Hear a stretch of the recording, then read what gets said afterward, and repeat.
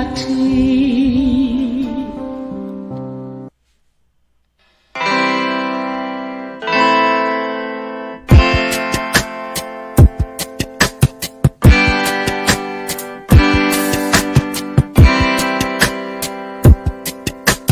thought of Biafra freedom taking longer,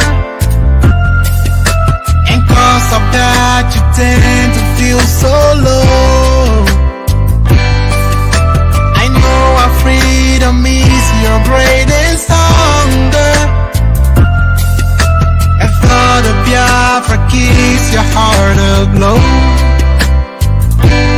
We will walk the line, this that we've known with time, gotta take it away. Just hold on and don't let go. Hold on, do not let go. Just hold on and don't let go. Your fight is just a step away. Just hold on, oh, hold on, do not let go. Just hold on. Let go. That fight is just a step away. Our history has never known no laughter. It's always been this red and black, no green. A nation of displaced yet hungry people. We shine a brighter light, the world will see. We will touch the skies and set up a throne on high and reign with our God. Just hold on and don't let go. Hold on, do not let go. Just hold on and don't let go. Your fight is just a step away. Just hold on, oh, hold on.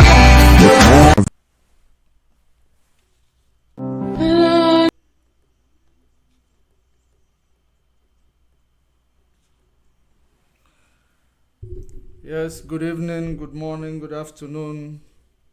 Great and wonderful people of Biafra, lovers of freedom all over the world. I greet you according to your time zone, and I welcome you to this special edition of this in-depth analysis on the interview that was granted by your president, Buhari, to the U.S.I.P, United States Institute of Peace, which has been something that I've been trying to see if I will see somebody who will understand that interview and the speech of your president, the blunders and everything that he did during that interview and his speech. You will realize, if you look at it, if you follow it up, if you listen to it, you will tell yourself definitely that you do not have a leader. And what I am saying this evening, I am not saying it to be prejudiced against your president. I am actually saying it because it is a fact. Because we do not, whenever we come online, what we will bring to you, it is as it is. The way it happened, we will not bring something different from what we have actually seen. What I am going to bring to you this evening, morning, and afternoon, depending on where you are, it is indeed the analysis of the presidential speech in Washington, D.C.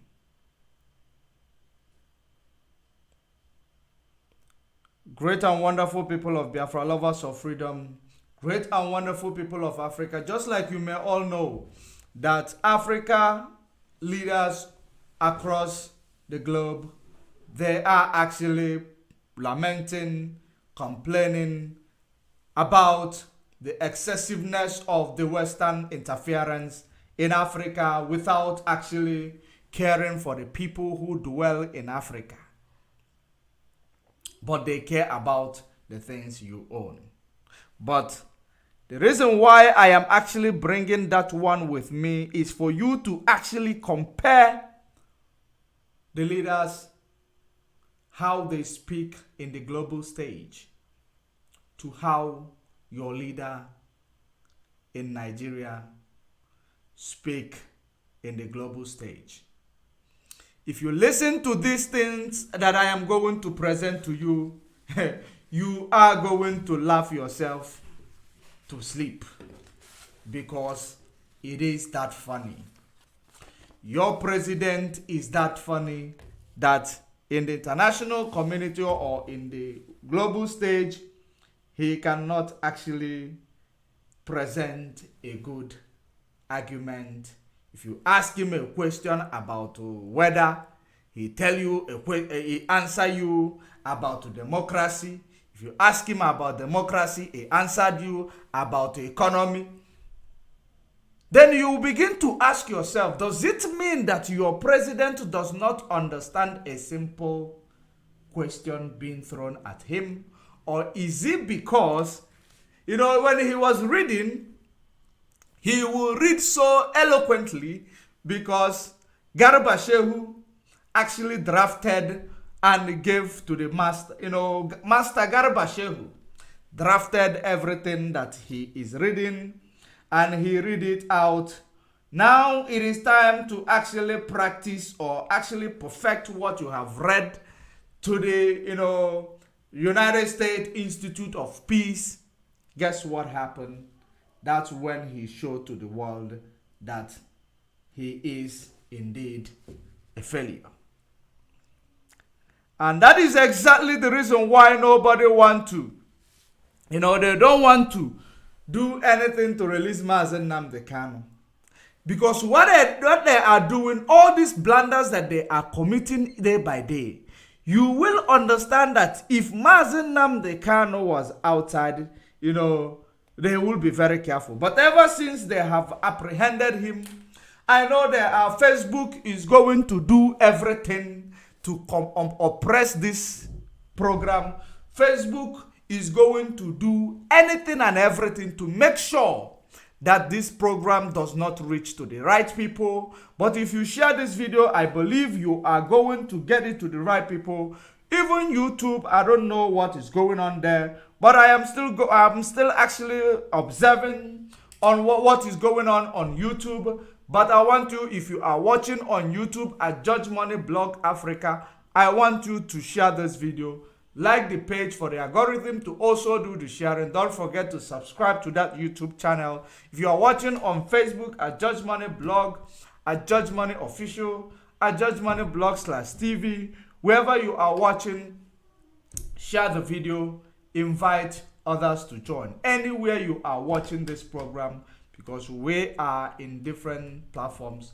Anywhere you are watching it, share the program, invite others to join.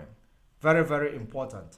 And I want you now to pay very good attention. Remember, I said that when you are coming to this program, make sure you come with your pen and papers, because we are going to be doing in-depth analysis. And I want you to actually come with your frontal lobe activated, because you will be needing it in this regard. Because what I am going to actually show the world today is that we are not fools, and we cannot be fooled by anybody. Now let us go there. First of all, I want you to listen to this woman.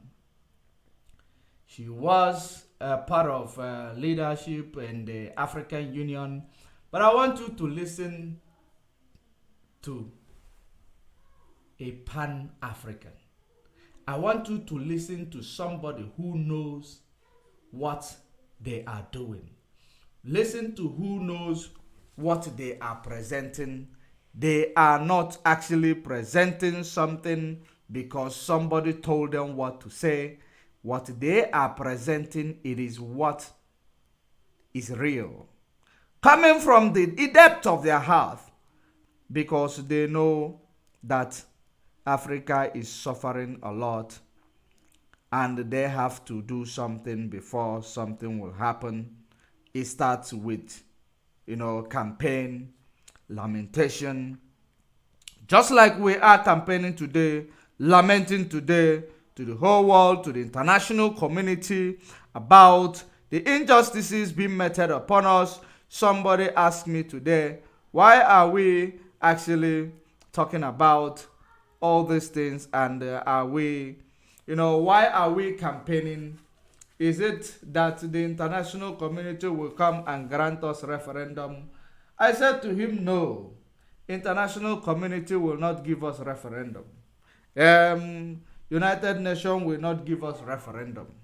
The only reason why we are campaigning, it is not because we are cowards. We are campaigning because we know that what we are doing, we are engaging in freedom fighting. And we need to do everything it takes to achieve it through a peaceful means. But if the peaceful means is not possible, that is the reason why we are campaigning for the whole world to hear us and know our story. So that by the time we will actually doing what we need to do, which is plan B, they will not say that they did not hear from us. So they have heard from us, and we will continue to send the message. And we are calling on the international community, those who have grown complicit, those who have actually, trying to, scuttle activities of IPOB one way or the other because you might have collected money or they have given you something. I know that Nigeria is on a bribery spree, but I believe wherever you are, you have to make a good decision, because IPOB, we don't forget and we don't spare anybody who is going to stand on our way of freedom. We are going to actually fight anybody that is going to stand on our way to freedom. Be it whichever way you bring your fight, we are going to respond. Be it media propaganda, whatever it is. I know I am late to this program. My apologies. So I want you to listen to this woman before we proceed. Have to get right after this week that you think is essential? Thank you for having me. This is a very important summit. It's a conversation between the continent and the United States, a conversation that is desperately needed, particularly at this time in our history and in our life. The United States, let me start by saying, it still remains the most preferred trading partner for the African nations. However, like I used to tell the State Department and any engagements that we've had with the United States, I felt during my tenure that the United States was slowly losing ground, and they were risking losing their position as Africa's preferred trading partner. So this is a very important meeting that I hope that if the United States, like I used to tell my colleagues, I felt that the United States, if this was a basketball game, the United States needed to call for timeout. For U.S. needed to realize that this is a new game and it required new rules of engagement. Therefore, a need for the United States to re-strategize. I'm hoping that for a change, this meeting, the United States can begin to realize it's no longer business as usual. It's no longer a case of the United States saying, we make policy and we tell the Africans. That has got to change. It is a recipe for disaster. It is a recipe for the United States seeing itself losing its place as Africa's preferred trading partner. That's what makes this meeting very important, and I'm hoping that the U.S. can call for timeout and understand that engaging Africa at this time, it is a new game that is calling for new rules of engagement, and therefore it is time to re-strategize and treat the Africans fairly, treat the Africans respectfully, and treat the Africans as equal partners. You know, Ambassador, I think one of the things that I'm trying to be sensitive to is that we often over in the United States, as you know, and you were the ambassador of the African Union, tend to talk about a continent as opposed to individual countries and nations, of which there are 54. There are 49 heads of state here in Washington this week.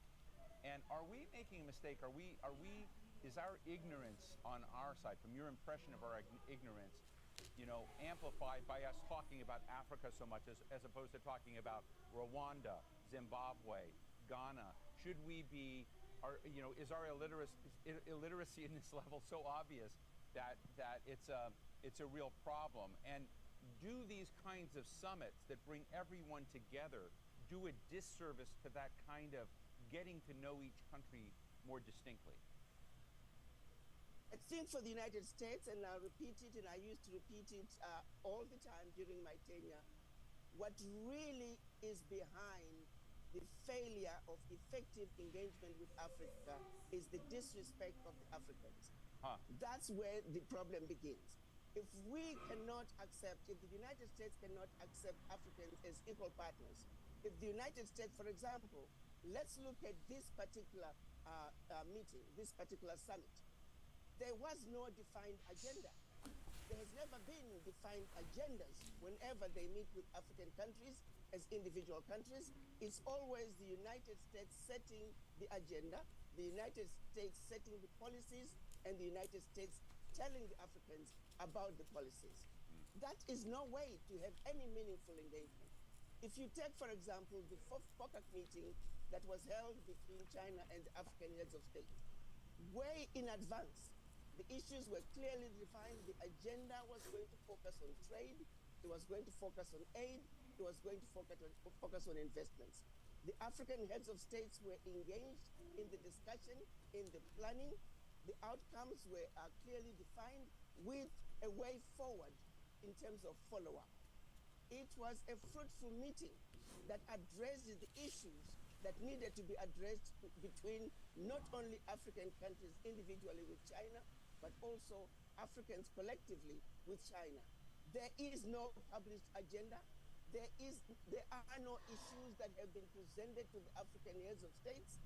Africans have not been asked to engage in terms of creating the agenda and making sure that when the African heads of states come to Washington, the outcomes, the issues to be discussed are going to be meaningful outcomes with follow-up and deliverables that are going to be beneficial to both.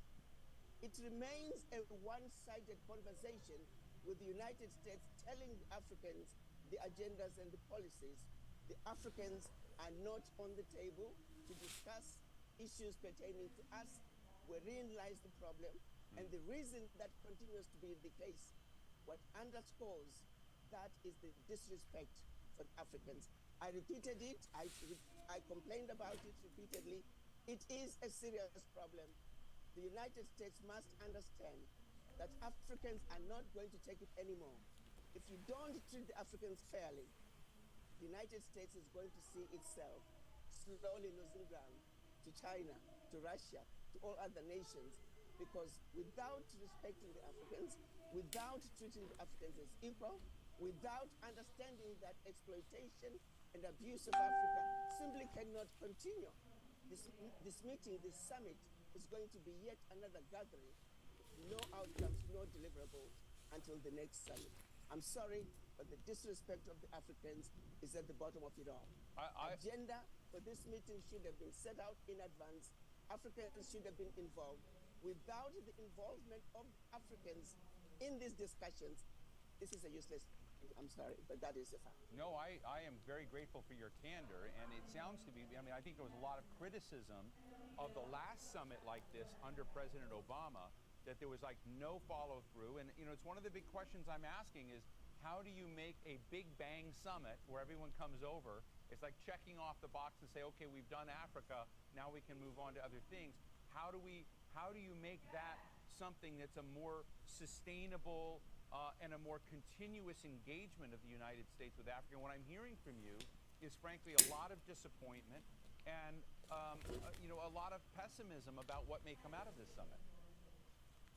Well, the point of the matter is already nothing is going to come out of it because it is a one-sided conversation. Right. Where is the agenda? The agenda should have been published way in advance. The African leaders should have been given an opportunity to also state their position so they can come up with an African position that can then be discussed alongside the American position. So the fact that it is a one-sided conversation, that is yet going to be another useless meeting with no outcomes. But again, I'm going to keep emphasizing the reason this is happening is because there is a disrespect for the Africans. There is a general feeling that we don't need to hear from the Africans. Their opinions do not matter. That wherein lies the problem. Why were the Africans not consulted? Why were the Africans not part of an agenda? Why was there not even an agenda like what happened during the FOCAC meeting with China? Those are some basic issues. No head of state. President Biden would not pick up and go to meet with any other leader in the world without an agenda. That simply doesn't happen. Right. So what makes the U.S. think that they can engage African leaders without an agenda? Come to Washington, let me tell you what I want to do for you. Come to Washington, let me tell you what you need to do in your country. That game is an old game. Right. It's not going to work anymore. To be honest with you, if I'm to speak the truth, I hope a lot of heads of case don't come. Because it is an insult. It is an abuse of the African leaders. It's a disrespect of the African leaders. Where is the agenda? Please respect the African leaders. Do unto them what you would want done unto you. So it's really a simple ask. Let me ask you a question. You mentioned China and how China approaches this. I'm interested in what China gets so right. But is there a blind spot there? Are there problems in the China-Africa relationship from your perspective? Let me also just hit the nail in the head and deal with the 10,000-pound gorilla in the room. Yeah. Racism as well plays a very important part. The disrespect of the Africans also goes back to a lot of the people who work in the U.S. government. Not all of them, but there's a significant of them who automatically assume that Africans do not know what they're doing. Africans need help. Africans need to be told what to do. And racism is also at the bottom of it all. We need to address the individuals who are going to be visiting Africa, engaging Africa. They must understand that Africans are equal to them. But when one goes to Africa with a sense of superiority, wherein lies the problem, because you are not going to engage those leaders who are going to come to the table as equals. You go in feeling superior, you come back feeling superior. That is... Okay, all right. The reason why I played this is for you to understand where we are going. For you to now compare a woman who is a Pan-African, who understands the challenges we are facing in general terms in an African context. The challenges we are facing, the woman defined it, defined the excessive, manipulations of the Western, especially the United States. Each time they invite African leaders, there will always be, there will always be a one-sided conversation. This conversation and the decisions, it is always one-sided. They will invite African leaders to tell them what to do, how to run their shows, because they are actually the master. African leaders are the slaves. The reason why I actually reflected on the speech of this woman who spoke very eloquently that, brave, that you have never seen, you won't see a lot of male leaders in Africa actually speak bravely, speak as brave as this woman is. The reason why I am actually, showing you, I hope you picked up where she said it is always a one-sided conversation which favors the Western, agenda, which favors the United States. The need to call for the, if it is a basketball game, she said if this is a basketball game that America or USA need to call for timeout. Because the USA now, they are being insecure about how Chinese, Russia, or Chinese, let me just be on Chinese, how Chinese is getting into Africa, making profit from Africa, how Africa is turning to Chinese for business, for trade, and for every other thing, turning away from America slowly but surely. Now she said that if it is a basketball game, America know that it is time, it is time to call for a timeout because they have done a lot. Now she said that they need a new rule of engagement. They need to engage Africa as an equal partner. I couldn't finish it, but I will still bring it back. They must engage Africa as an equal partner in everything that they are doing. They disrespect Africa a lot. That's what the woman said. She said that they must accept us as equal partner. US, they should actually stop betting, stop actually betting being the one actually setting the agendas. They will set the agenda, they will present it to you without even exposing you to these agendas. And she always also said that we cannot take it anymore. We cannot take it anymore. Treat Africa equal, or we actually value China, Russia more in trade and businesses than the United States. And that is a fact. And that is what our leaders are supposed to be discussing.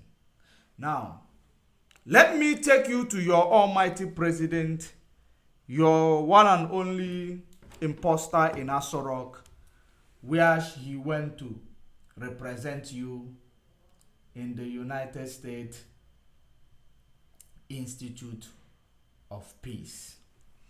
I want you to listen to him because it is time to do justice to this. It is time to do justice to it because this is exactly the reason why I'm here. The reason why I presented the initial one was because I want you to see how they respond, other leaders respond in this type of scenario, and how your once a military is always a military action man. Your action man, Baba Imposter in Aso-Rock. Of course, the whole world have seen what we are saying, that he is an imposter. When they give him, what to present to the world, he will present it by reading it and reading it out. After reading it out, now to practicalize what you read, you cannot. That is exactly what you are going to see here. Now, let us go there.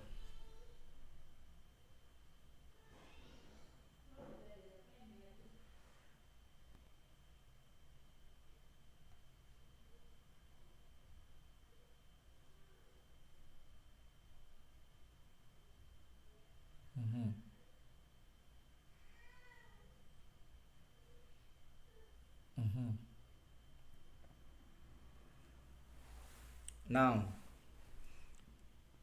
I want you to listen to this. I want you to listen to this.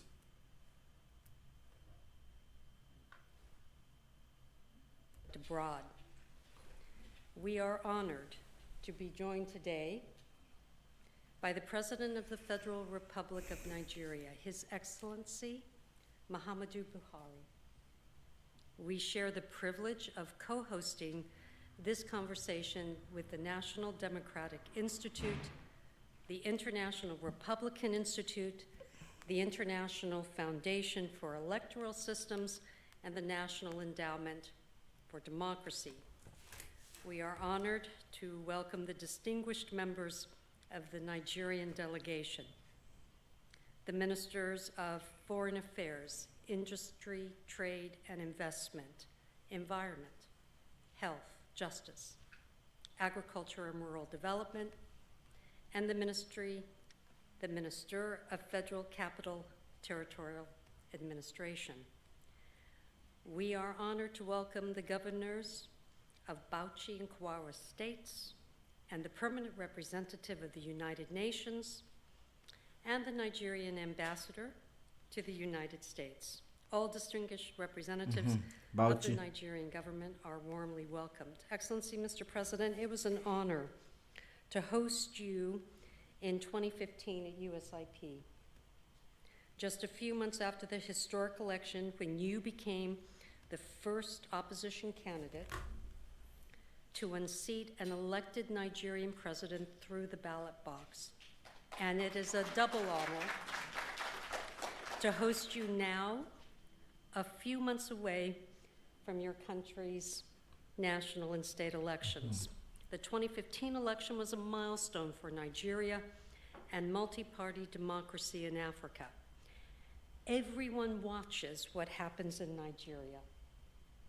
When Nigeria upholds democratic principles, tackles corruption, creates economic opportunities, and shows the way forward, other countries follow. Excellency, your leadership in signing the historic Electoral Act and empowering the... They said it is an honor to host you because you won election in Nigeria through the ballot box, and they called it free and fair election. What they called free and fair election, there was,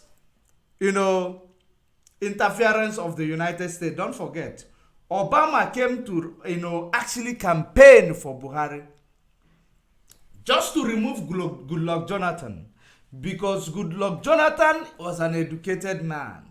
Goodluck Jonathan was a man who knows what he was doing.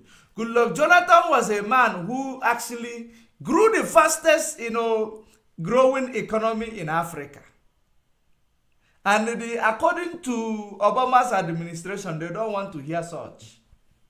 It is the same Buhari whom they congratulated in 2015, who said that he will make the regime of Goodluck Jonathan ungovernable.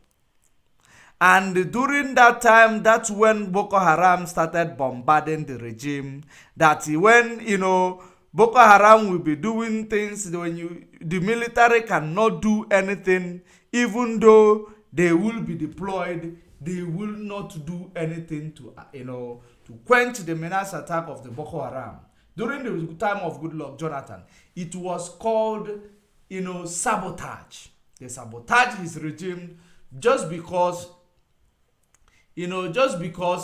he actually knows what to do to change the economy of Nigeria. Or maybe he was actually stopping the influx or to the excessiveness of the international bodies or Western bodies from assessing our economy. Or I don't know, there are many things, what if analysis comes in. Why did Obama hate Goodluck Jonathan regime and chose to place Buhari in that position? Because if not for Obama of United States, there has never been a time an incumbent government lost to opposition, in Nigeria history of presidential election. So it happened like that, and we watched it played. Now I want you to pay attention to this. I am going to actually play the voice from my phone. I want you to see it is the same thing. I want to play that voice from my phone because I don't want, I want to be hearing it direct as well as when you are hearing it, because the studio I am using, it is a new studio, a new advanced studio, which I am actually trying to, get input volume so that I will be hearing the video. So I am going to play it from the phone, but does not mean that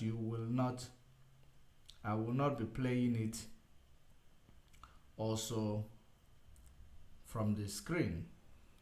Now, listen. Let's do this. To unseat an elected Nigerian president through the ballot box. And it is a double honor to host you now, a few months away from your country's national and state elections. The 2015 election was a milestone for Nigeria and multi-party democracy in Africa.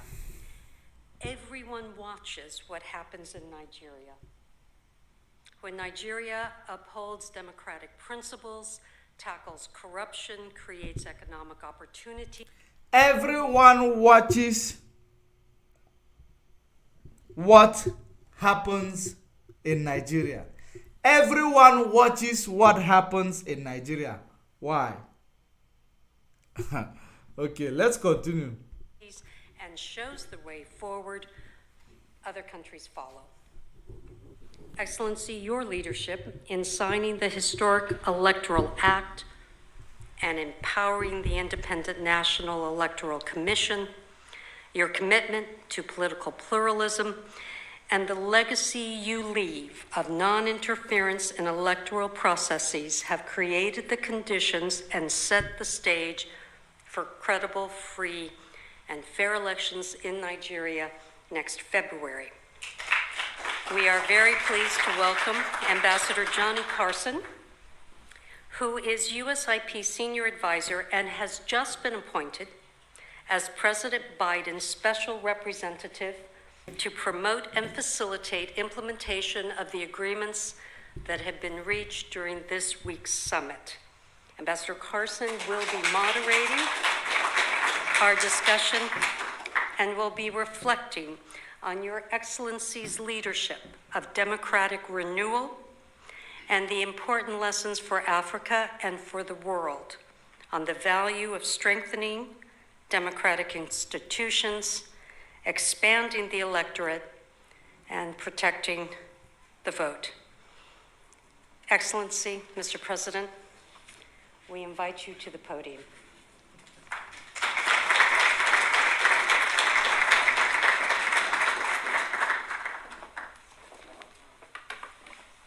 Now listen to your president.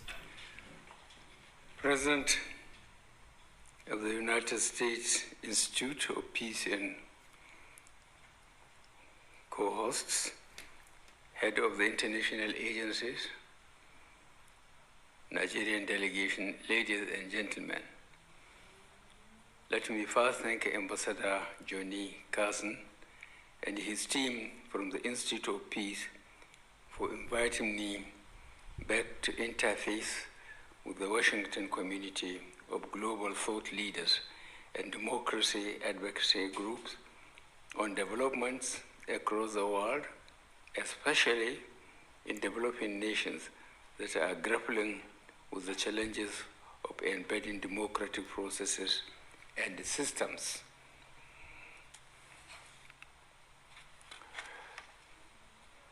Specifically, I recognize the representatives of the United National Democratic Institute, the International Republican Institute, the International Foundation for Electoral System, and the National Endowment for Democracy. All of you are our able co-hosts for today's conversation.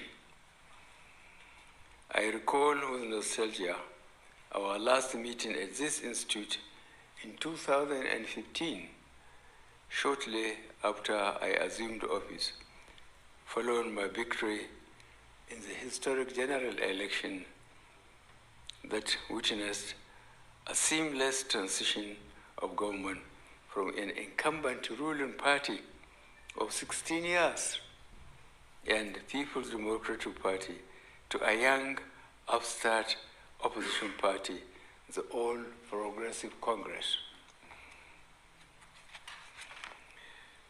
You will recall that the election in 2015 in Nigeria were adjudged to be free, fair, and by both the domestic and international election observers. That visit in 2015 offered me the opportunity to underscore the significance of the attestation by the international elections observer groups, the credibility of those elections, its demonstration effect, and the impact such as for peace, not only in Nigeria, but in the sub-region and the continent, hence a major contribution to international peace and security. Remember that Nigeria is a nation of over 200 million people. Therefore, instability in Nigeria has grave consequences, not only for Africa, but the whole world.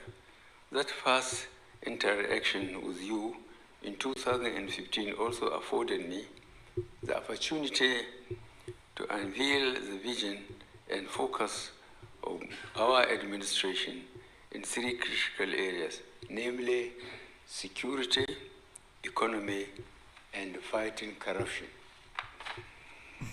I am therefore very pleased today that this stage. Don't forget, I told you to come with your pen and paper. He said he's fighting security and he is fighting corruption, and that is exactly according to him.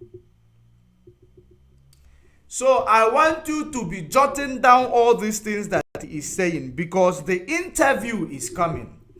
We need to know, actually, I want to expose you to how he read what Garba Shehu with the help of Femi Adesina, what they have concocted and gave to him to read. He read it so eloquently to the world. Now the time to practicalize it is coming.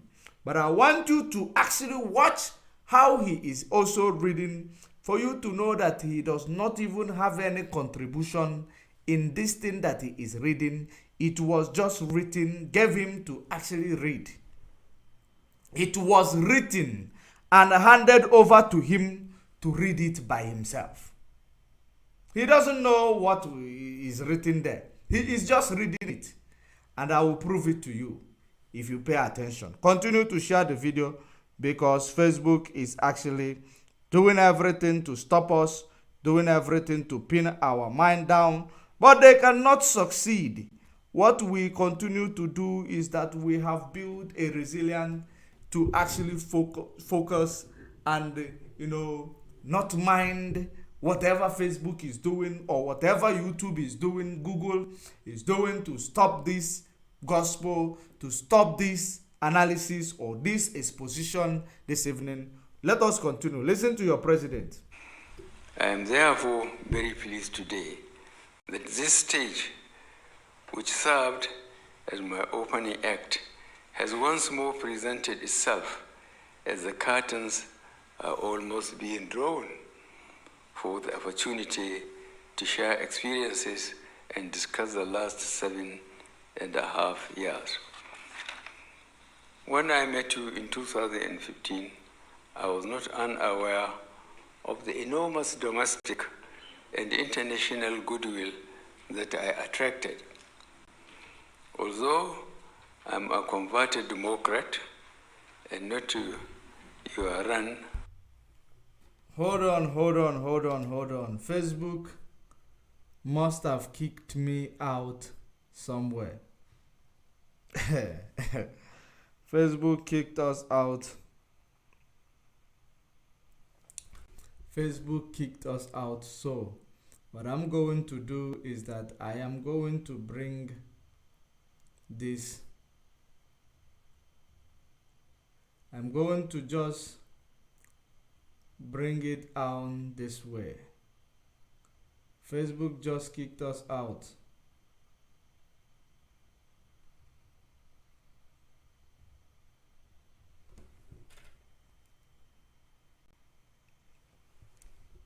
And I don't know why.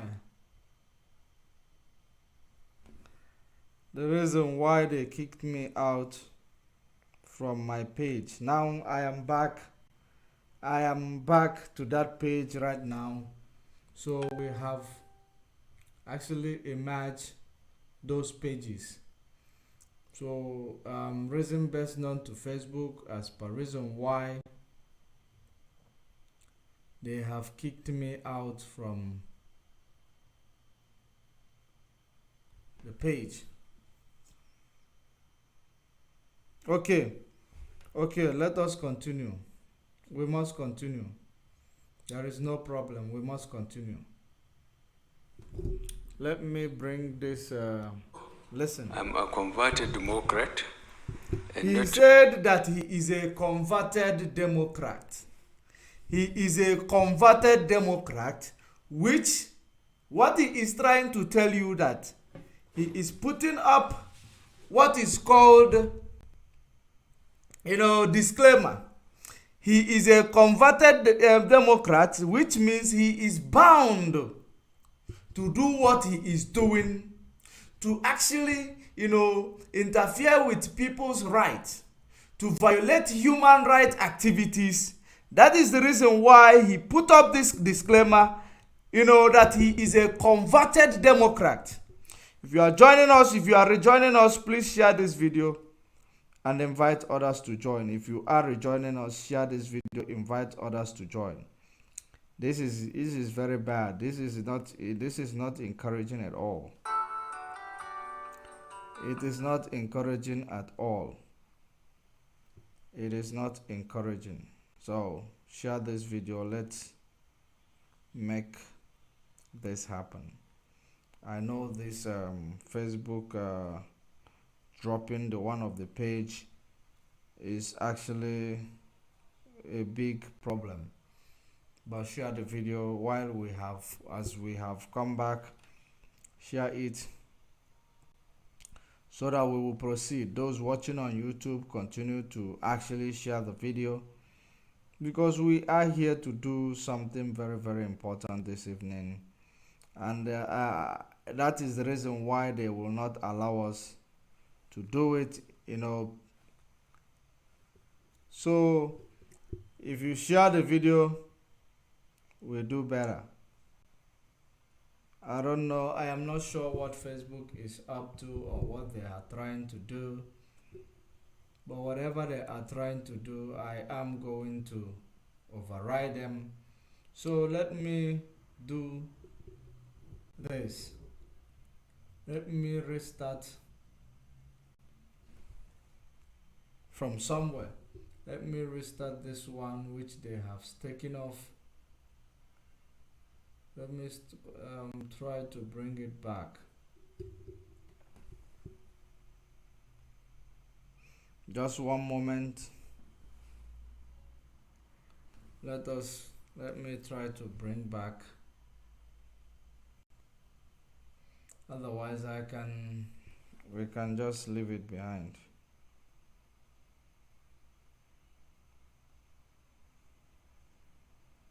One moment. Share this video.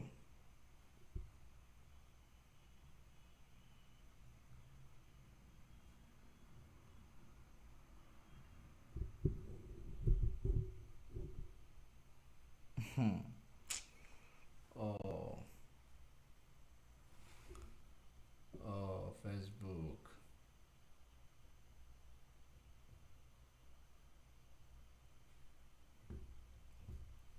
Okay.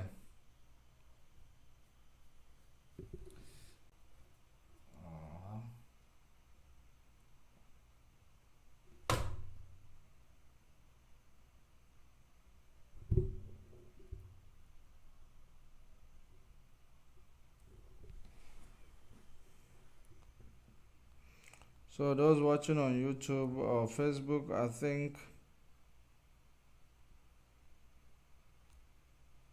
think I need to do something. I need to go off and come back up. I have to go off and come back up because of there is nobody here. Let me try to bring people into this program.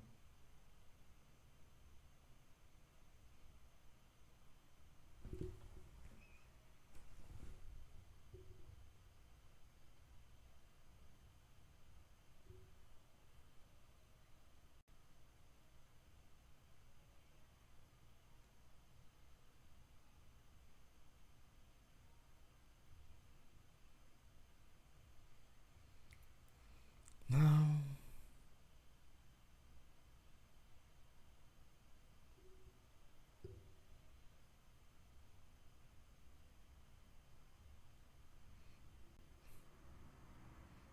all right.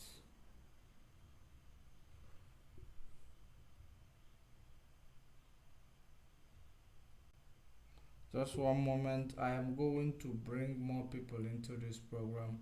Not only actually bring people, I am going to restart this program because we can't do it this way. It is not possible. Let's find out what's wrong.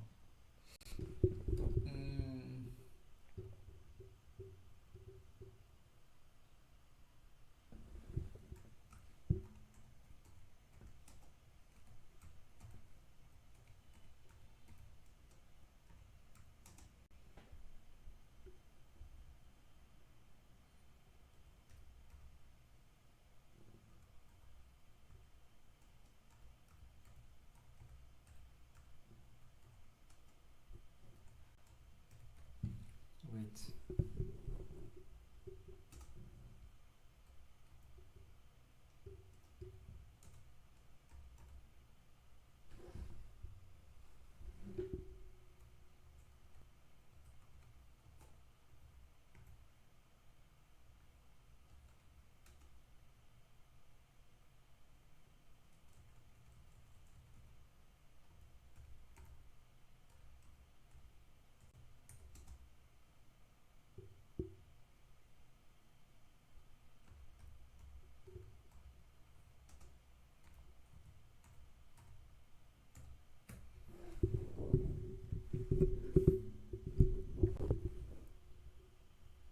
Okay, here is set, and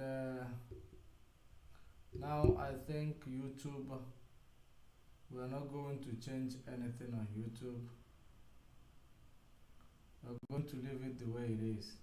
Now from this Facebook, we need to, let me remove these other pages from here. Go, go, go,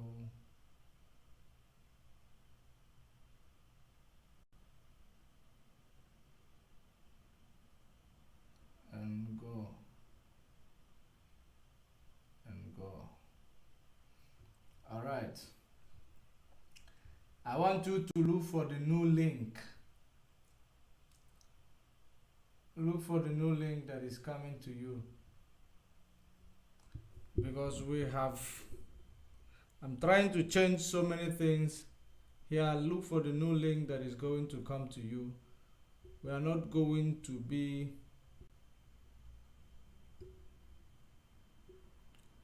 subjecting this program to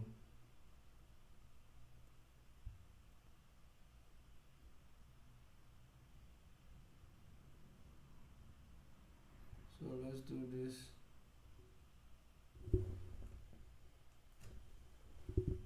To what Facebook wants. We must change Now let's see if we are connected.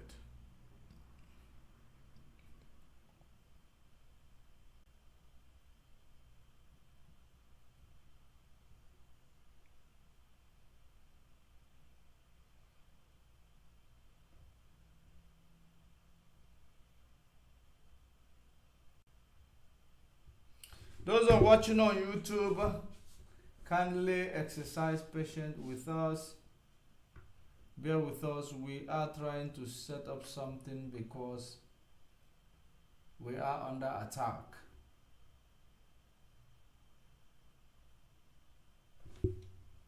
We are seriously under attack.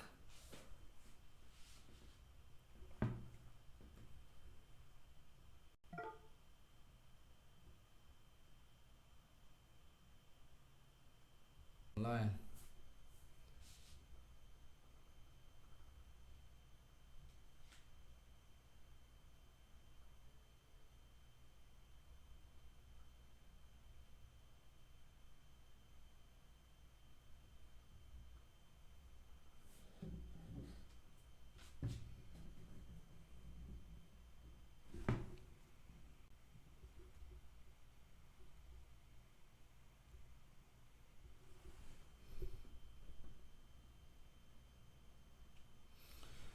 So, I believe we are online on Facebook.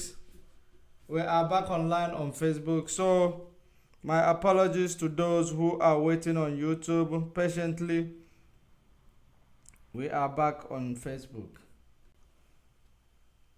They are doing all they can to stop us from exposing this. But we will expose it. We will continue the exposition. Those who are joining us now on Facebook, share the video, invite others to join.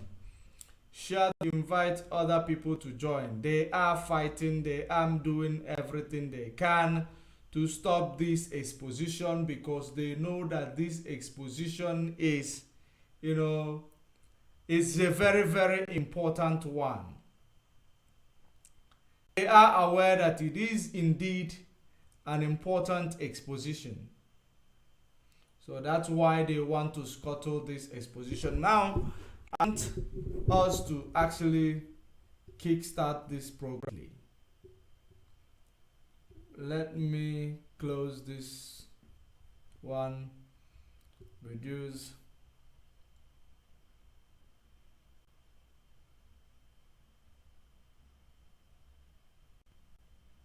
Let me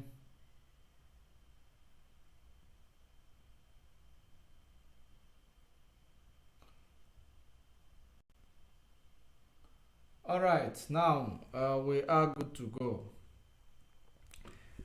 Let's monitor it and we will bring more people into the program. While we monitor it, let's monitor what is going on before we actually bring more audience into the program so that they will not drop this page again. They will not drop the program again. So we are going to bring more people into the program in a short while. So while you are joining us, make sure you are sharing the video. Make sure you are sharing. If you are joining us back on Facebook, share the video. Let us proceed. So, great and wonderful people of Biafra, I am going to actually start it from where I stopped. I am not going to, go back to the preambles because the most important part where we are looking for is Buhari's interview. That is the most important part that we are actually targeting. So, pay very good attention here. Buhari's interview with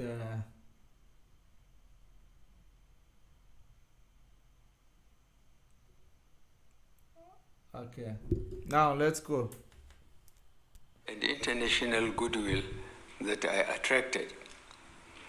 Although I'm a converted Democrat and not your run-of-the-mill politician, and therefore... He said although he is a converted Democrat, the reason why he put up this disclaimer, it is because of him actually depriving you of your human rights activities in Nigeria.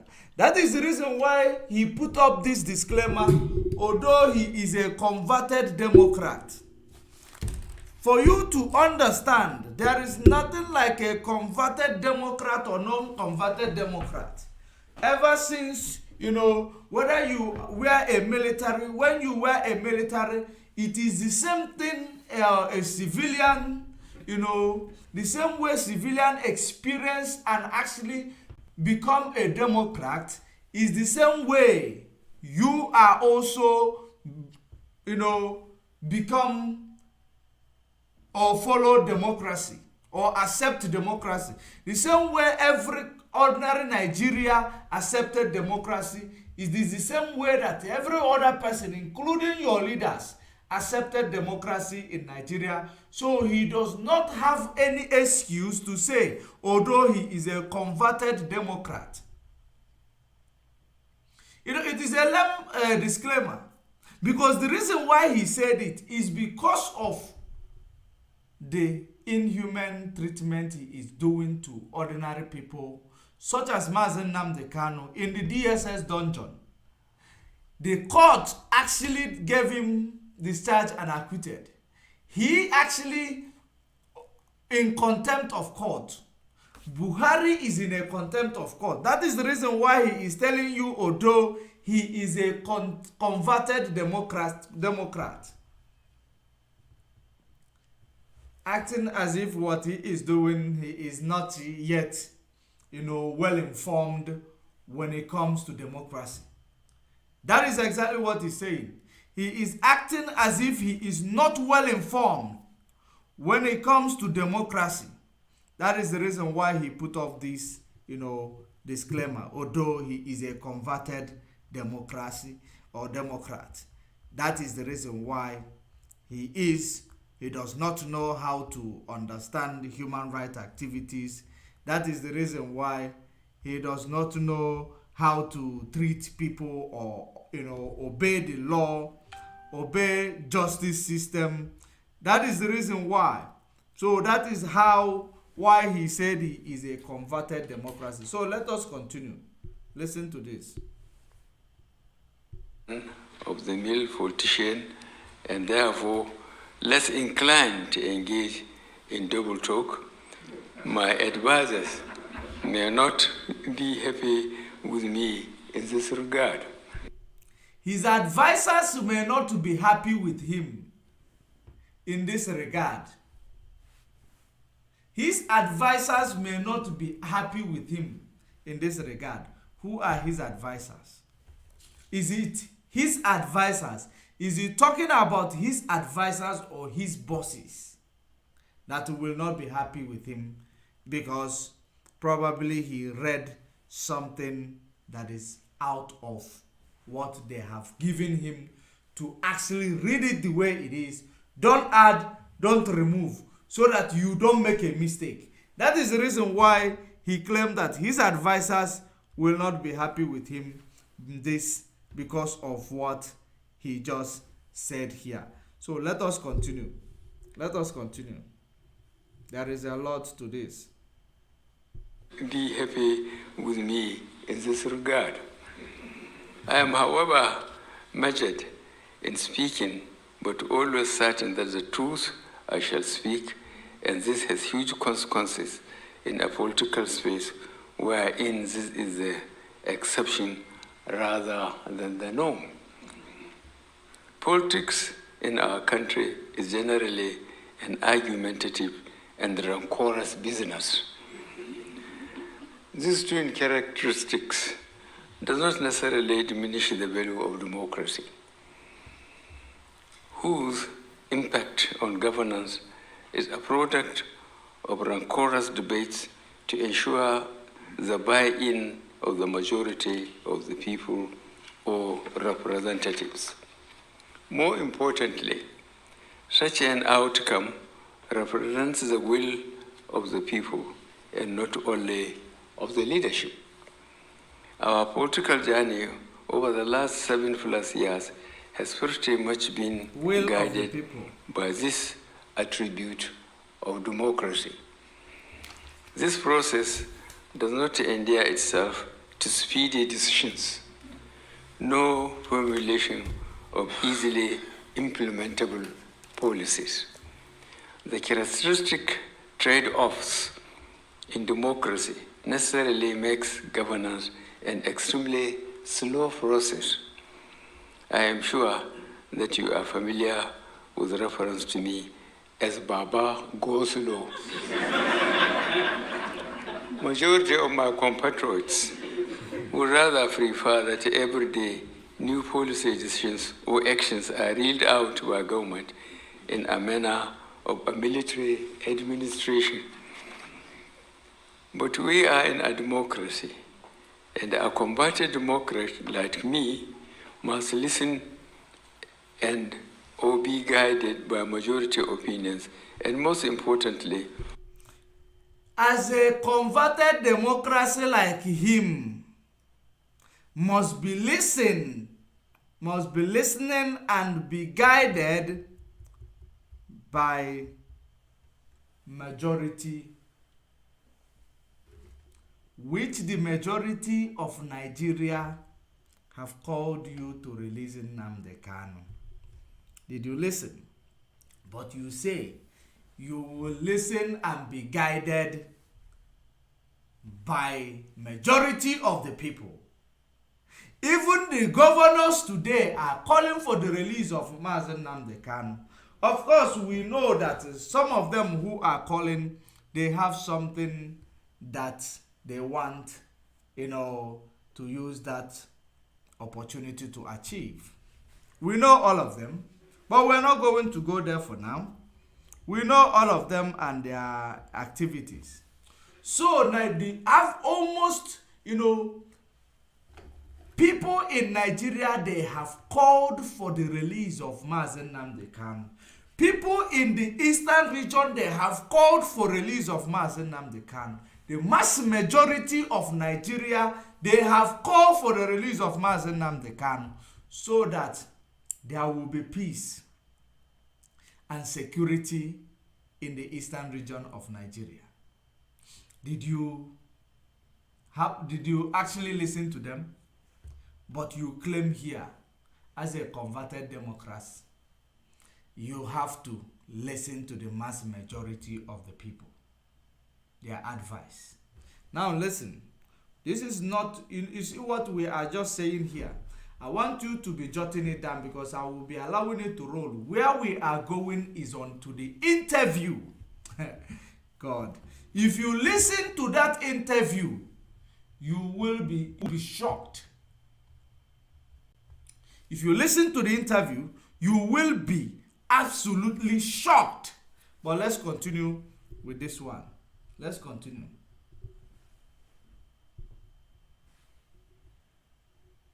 A democrat like me must listen and or be guided by majority opinions, and most importantly, must learn to understand the knock-on effect of actions before they are undertaken.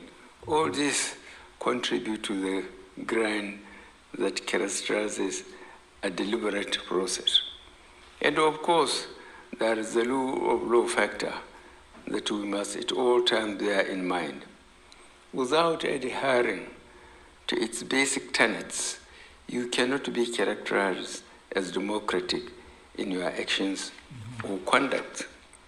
Your Excellencies, distinguished ladies and gentlemen, you may all recall that when I was elected in 2015 on the platform of All Progressive Congress, our clear promises and commitments were to end the rising insecurity and violent conflict by Boko Haram in the northeastern part of Nigeria, fight corruption.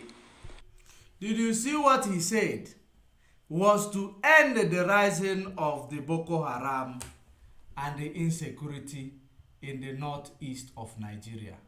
Now, let me actually show you. There is something I wanted to show you, which, okay, let me show you on the phone. Let me show you on the phone. It is the same Buhari who said that the attack on Boko Haram is an attack on the people of the north. This is the same man who is telling you that he came to the office and promised. Now let me show you a confirmation. This day, a newspaper called This Day carried that speech of Buhari. Now let me bring one of the northern, one of these politicians who confirmed it. His name is Okupe. Probably is part of the reason why they are persecuting him today. But listen to him before we go further, because what we are doing is what is called an in-depth analysis. Let's listen to Okupe. Just one moment. Let me bring the video, because we are going to be taking it one step at a time. One step at a time. I think I have a very, very bad reception from this side. A very, very bad reception. Finding it difficult to play the video.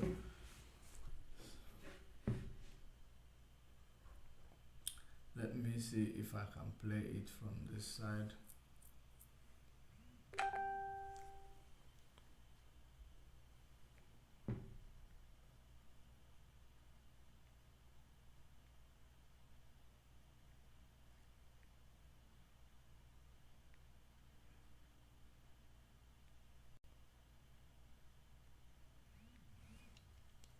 Listen up.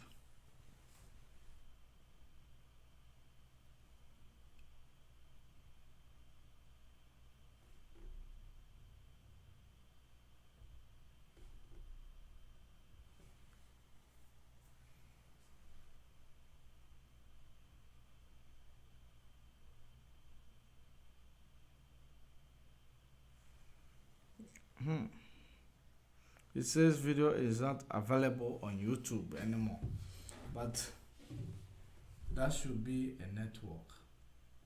That should be network issue, because it cannot be. So of course, you know, all of you know what he said, that the attack on Boko Haram is an attack on the people of the north, which is his own people. That was what he said in 2015, when he assumed office. Now I am trying to play a video, but I wanted to play it direct from YouTube, so that you will understand, you will see the confirmation of what I just said now. That where he said the attack on Boko Haram is an attack on the northern people, yet he come to tell us that he promised to, stop the influx of Boko Haram and their activities in Nigeria. So, but let us continue. If later we find a way to play this video from YouTube, we will be able to play it. It is from Channels Television. I got that video from Channels Television, trying to play it direct from YouTube, but my network is not allowing me. But let me continue. I believe that this new studio that I'm using is consuming a lot of, network. So let's continue. Don't forget, I will give you the confirmation of what I am trying to play now in the later stage of this program. If you remind me, or if I remember, I will give you the confirmation to it, where he said that the attack on Boko Haram is the attack on the northern people. This day newspaper was the one which carried it. And okay, let me read it out from another newspaper. Let me read it out from a newspaper where he said, stop killing Boko Haram. Let me read it out instead of looking for YouTube. YouTube take high, I want you to see the headline of this news. I hope you can see, stop killing Boko Haram. Stop killing Boko Haram. Are you seeing it? Stop killing Boko Haram. Now, let me read. Former head of military ruler and chieftain of the Congress for APC, former head of military ruler and the chieftain of the Congress for Progressive Change, CPC, Major General Muhammadu Buhari, has asked the federal government to stop the clampdown of Boko Haram insurgents, saying Niger Delta militants were never killed or actually properties belonging to them destroyed. Buhari, who spoke on Sunday on a Liberty Radio program. So it means that he said these things in even a radio, that this day newspaper carried it. Buhari, who spoke on Sunday on a Liberty Radio program, guest of the week monitored, accused the government of killing and destroying houses belonging to Boko Haram members, while the Niger Delta militants get special treatment. The former dictator said that unlike the special treatment given to the Niger Delta militants by the federal government, the Boko Haram members were being killed and their houses demolished by the government. While accusing President Jonathan of failing from the beginning to address the security situation in the country, Buhari said he has never been in support of the state of emergency in Borno, Yobe, and Adamawa state. According to Buhari, what is responsible for security situation in the country is caused by activities of Niger Delta militants. Every Nigerian that is familiar with what is happening knows this. The Niger Delta militants started it all. So, what he was saying in 2015 was that the Boko Haram have actually rose up because Niger Delta militants were there. That's what Buhari was saying. And you cannot stop Boko Haram because you are actually not stopping Niger Delta militants. So they want this thing to be 50-50. That is exactly what Buhari is actually telling us here in 2015. Now, okay, what happened is that governors of the Niger Delta region at that time wanted to win their election. So they recruited the youth and gave them guns and bullets and used them against their opponents to win election by force. After the election were over, they asked the boys to return the guns. The boys refused to return the guns. Because of that, the allowance that was being given to the youth by the governors during that time was stopped. The youth resorted to kidnapping oil workers and were collecting dollars as ransom. So, for you to know, because of this,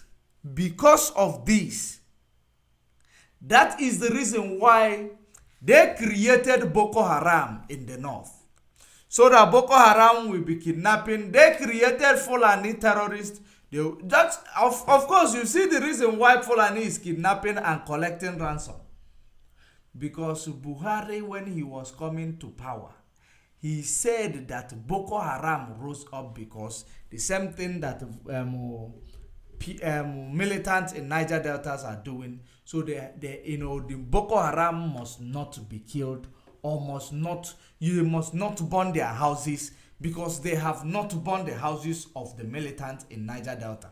Which means they created Boko Haram to act like militants in Niger Delta. Is that not it? That is exactly what this paragraph is talking about.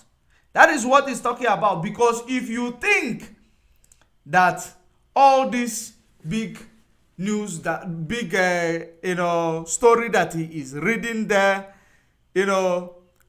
trying to convince the United States Institute of Peace that he is not, aiding Boko Haram or promoting Boko Haram. That is exactly what he's trying to say. But this article, this piece that I have read, which was presented, in a radio program, and this day newspaper carried it. That's why I wanted to play the video, so that you will hear it also from his politician who said it as well. And then that's also will take us back to this Navy general who come to say in the public domain that the government knows, the activities of Boko Haram, that the government are the ones sponsoring Boko Haram. Let me actually look for that piece as well, because it is quite important. Before we continue, because these things that he is reading here, I want you to know that it is a contradiction. It is contradictory to what he did or said during the time he assumed office.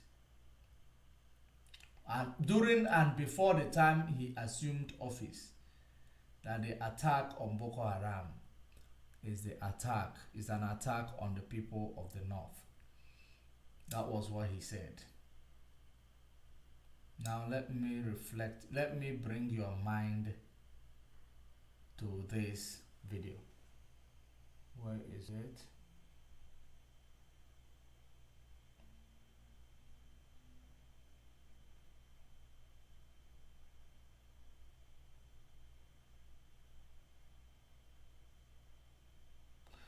Just 1 minute.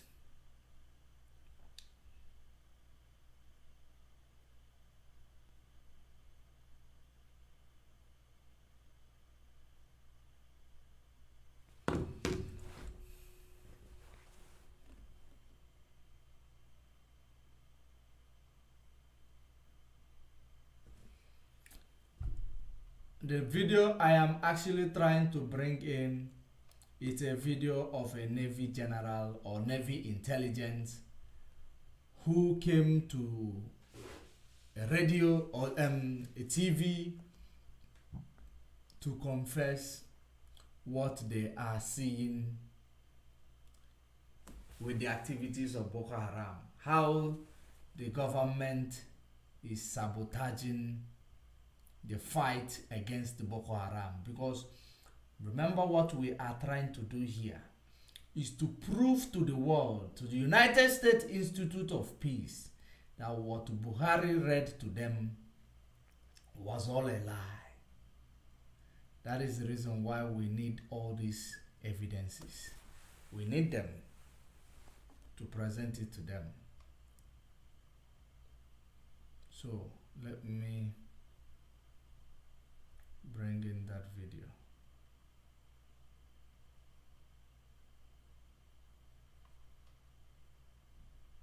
Where is it?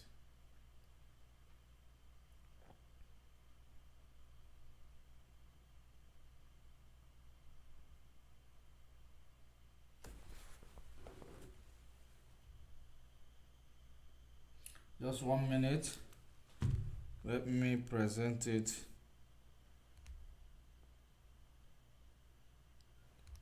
I hope we are still coming out clear.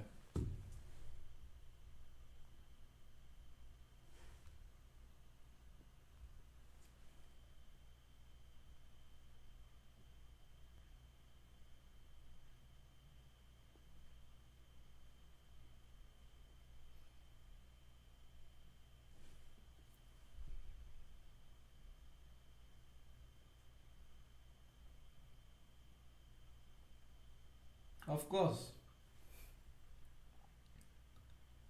Oh, where is this?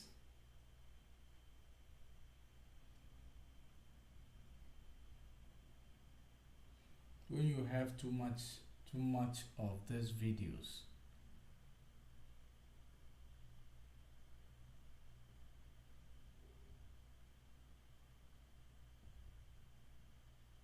Okay, let me do this. We are coming back to the Buhari's interview. We are coming back to it.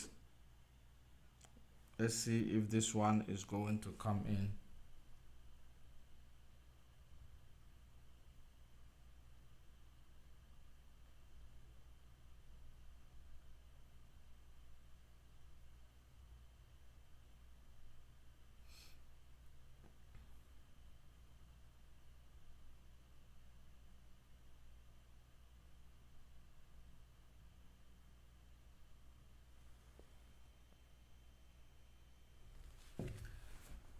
Yeah, I think that one we will also leave it behind, and we will bring it out later. Okay, while I am going to be looking for it, let me continue with the Buhari's speech.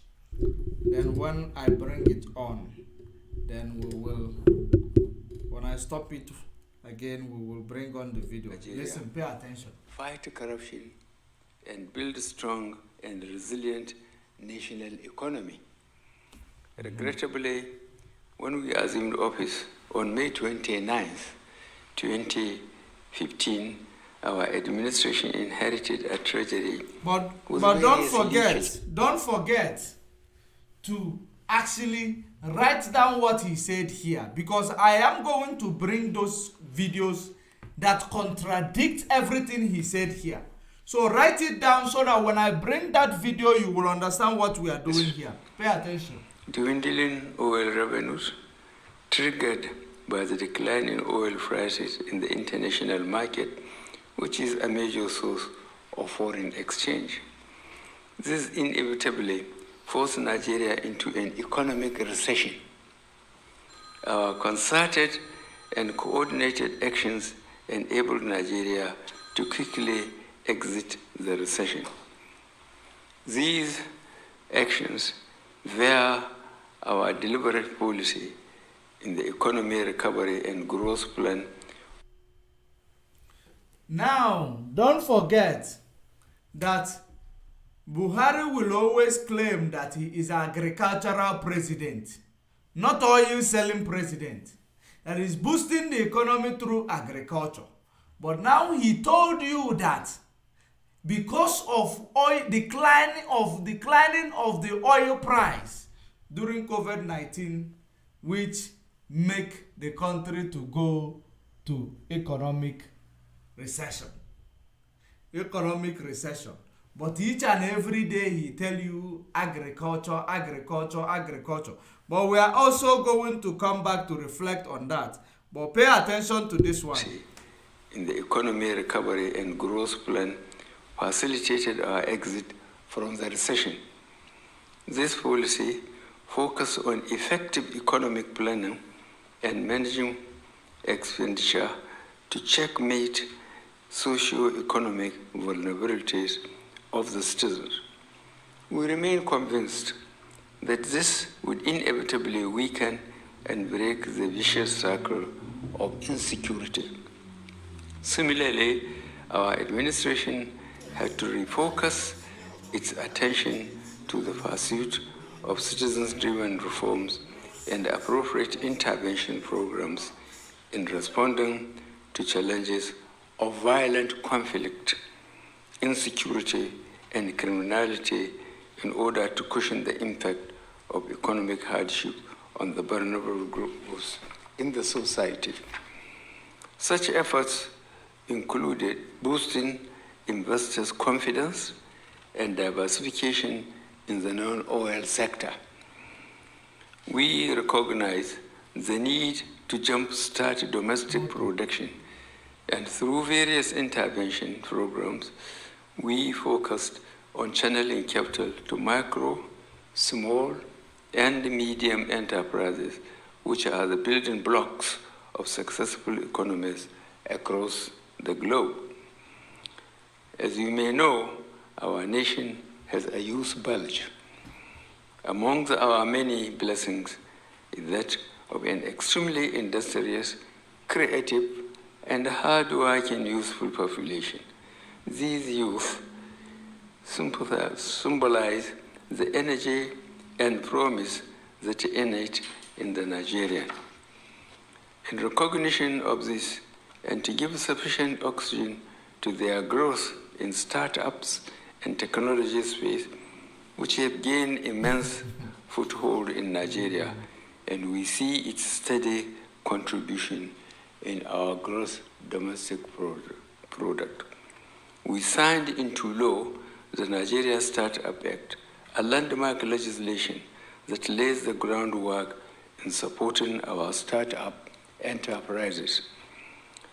I earlier made reference to our policy to jumpstart domestic production, and through our agricultural sector focused interventions driven by the Central Bank of Nigeria, we transitioned from being a net importer of our staple food, rice, to becoming self-sufficient in its production. Remember, he said that they contribute in exporting rice. I hope it's what he said. Let's read it. Let's listen to it again. This seems the energy and promise that is innate in the Nigerian.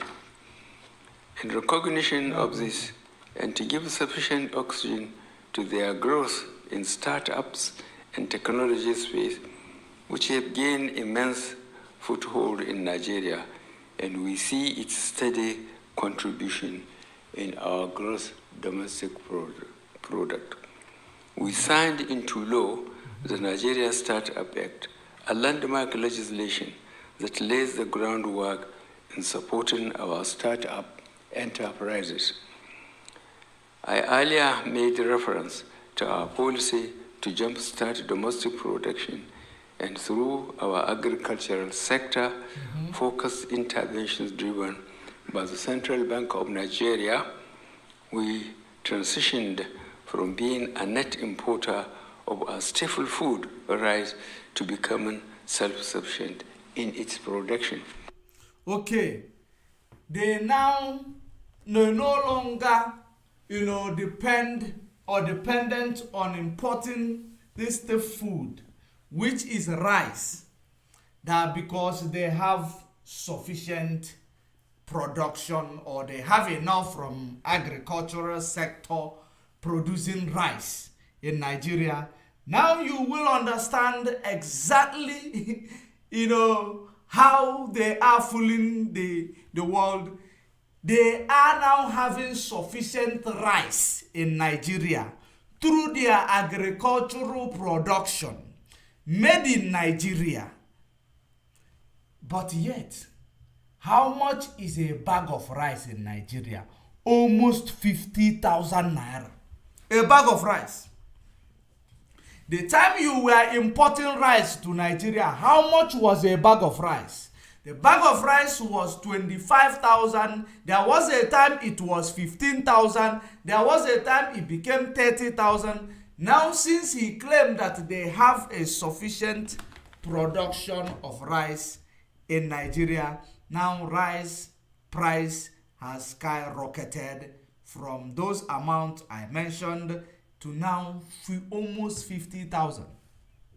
40-something thousand is a bag of rice. So, is it not better you start importing it to make it cheaper for the people, since the one that you are producing locally is expensive? Ever since you started rice production, mass production of rice has become something that people cannot afford to buy. And people, they consume rice a lot in Nigeria. It is part of their best food in Nigeria.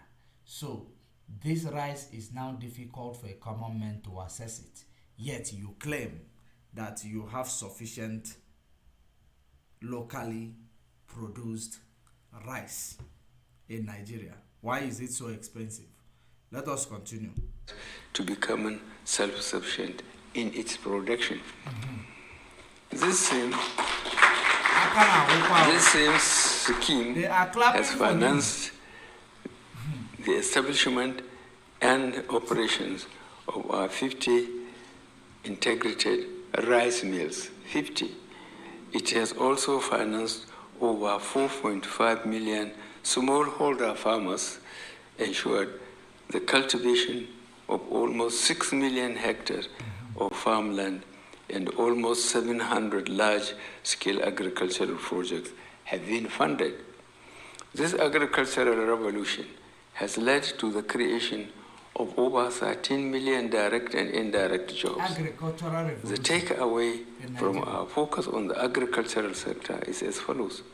We are in a better position to handle the systematic shock caused by both coronavirus and the Russia-Ukraine war on global food supply chains and related prices spikes, and while also improving our capacity in the agro-allied sector, such that we now need to be more efficient in enhancing and maximizing production yields and post-harvest losses. Distinguished guests and friends of Nigeria, this step is one amongst several that we have taken towards expanding our economy. The non-oil sector remains the future of our economy, and I hope successive governments will consolidate on the gains we have recorded under our administration.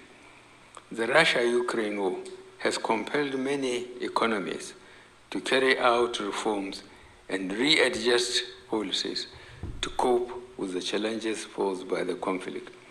In this regard, we are paying more attention now to energy transmission and distribution through targeted collaboration with global companies like Siemens to improve our efficiency in the power value chain. I would also like to briefly seize this opportunity Only when they are going to touch out of upon power. a few points regarding our view of recent events in energy space. As a member of global community, we have participated in several rounds of talks regarding climate change and various decisions emerging from COP26 and the just concluded COP27. But as I stated in my Washington Post article, there can't be double standards wherein Western nations use their influence and weight to turn the taps of global financing for fossil fuel transactions, which are much needed by developing nations, yet when they feel the pinch. I want you to, those who actually follow me and follow my broadcast, there was a time I was here telling you about the West trying to tell us that the fossil fuel, means of generating electricity or power, I may say, is actually contributing a lot to climate change. So now Buhari now came to say that the Western people, that the only thing that they immediately when the Russia-Ukraine war came in, they were very fast to turn to fossil fuel. They were very fast to turn to start buying fossil fuels, such as like buying coal, so that when they burn coal, they transform coal burning to electric energy, which is energy generation or power generation. So they have turned to buying coal from Africa, because before they were telling Africa that using all this fossil fuel is actually damaging the climate, is destroying the climate. So they should think about integration to renewables and greener energy. So now They are not thinking about their renewable and the greener energy. They turn to fossil fuel. The same thing that they have told us, it is contributing to climate change and it is making our earth sick. They have turned to it. So Buhari now is picking it up to tell them that, this is what you did. He is trying to be brave here, actually. Because, something about me is that whatever you do good, we recommend you. He is trying to be brave here. But how far is he going to actually hold on to it? Let us listen to him. I analyze it to you so that you will understand it when he say it. Pay attention. Let us go back there. Yet when they feel the pinch, they are quick to turn on their coal-powered plants.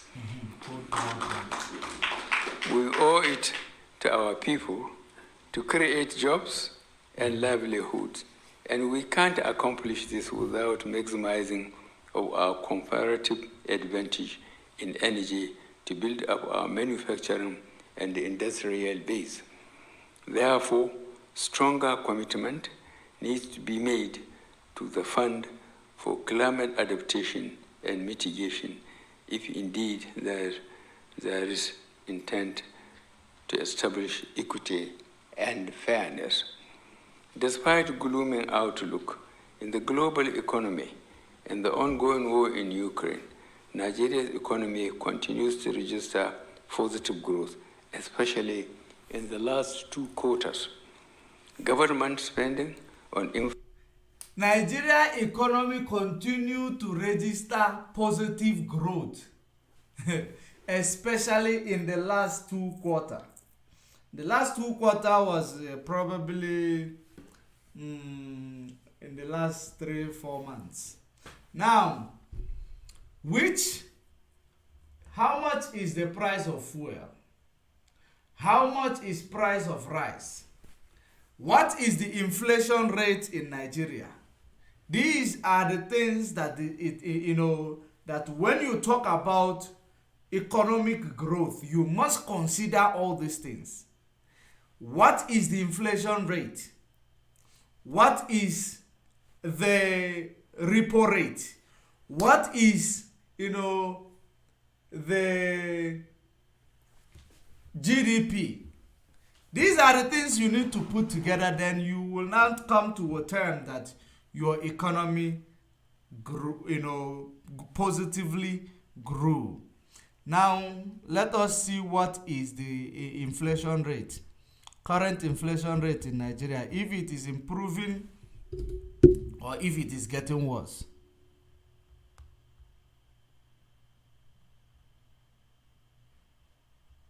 For just one moment.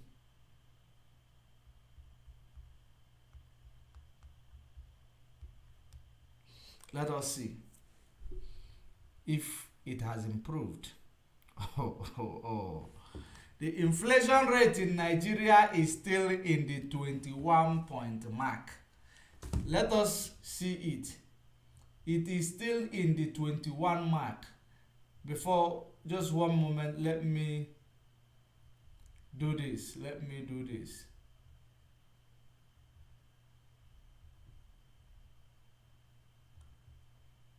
Let me show you the inflation rate in Nigeria.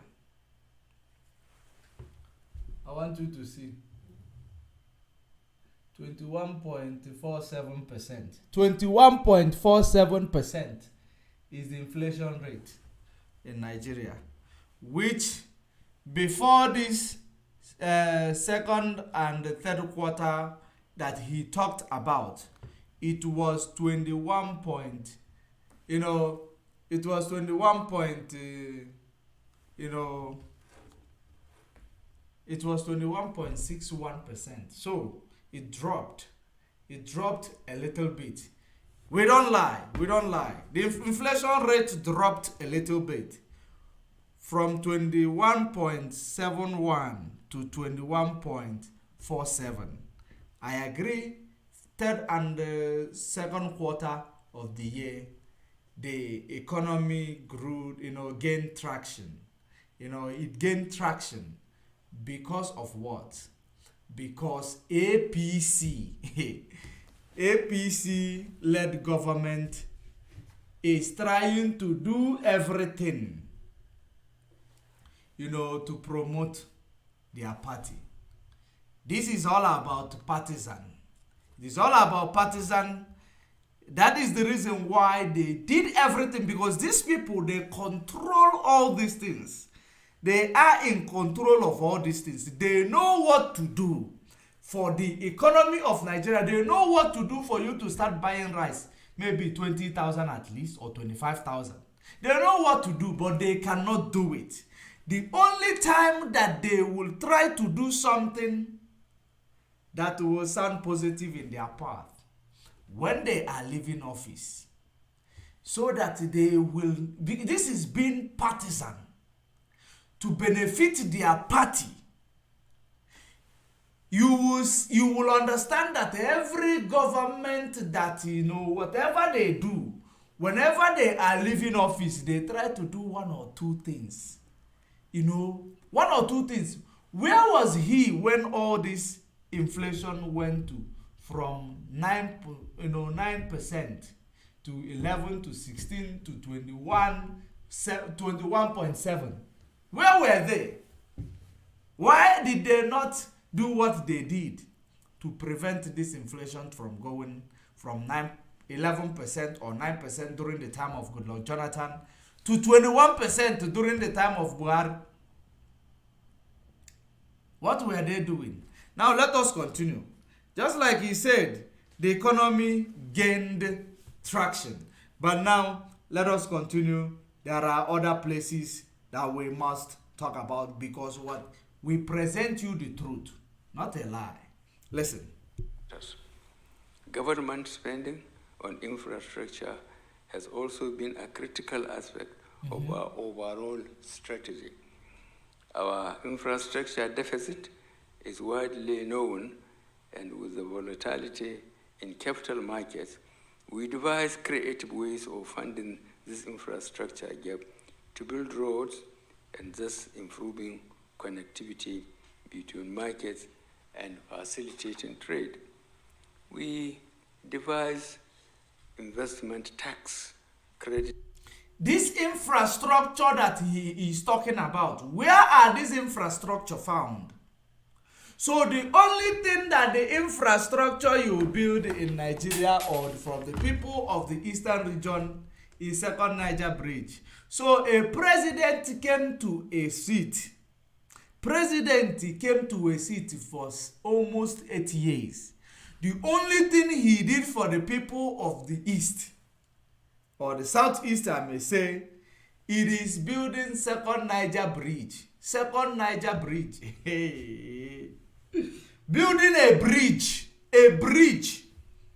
And the whole people who are affiliated to their APC party will tell you that the bridge that the president built, just like illiterate Hope Uzodinma, a bandit, Hope Uzodinma, will tell you that a bridge is enough for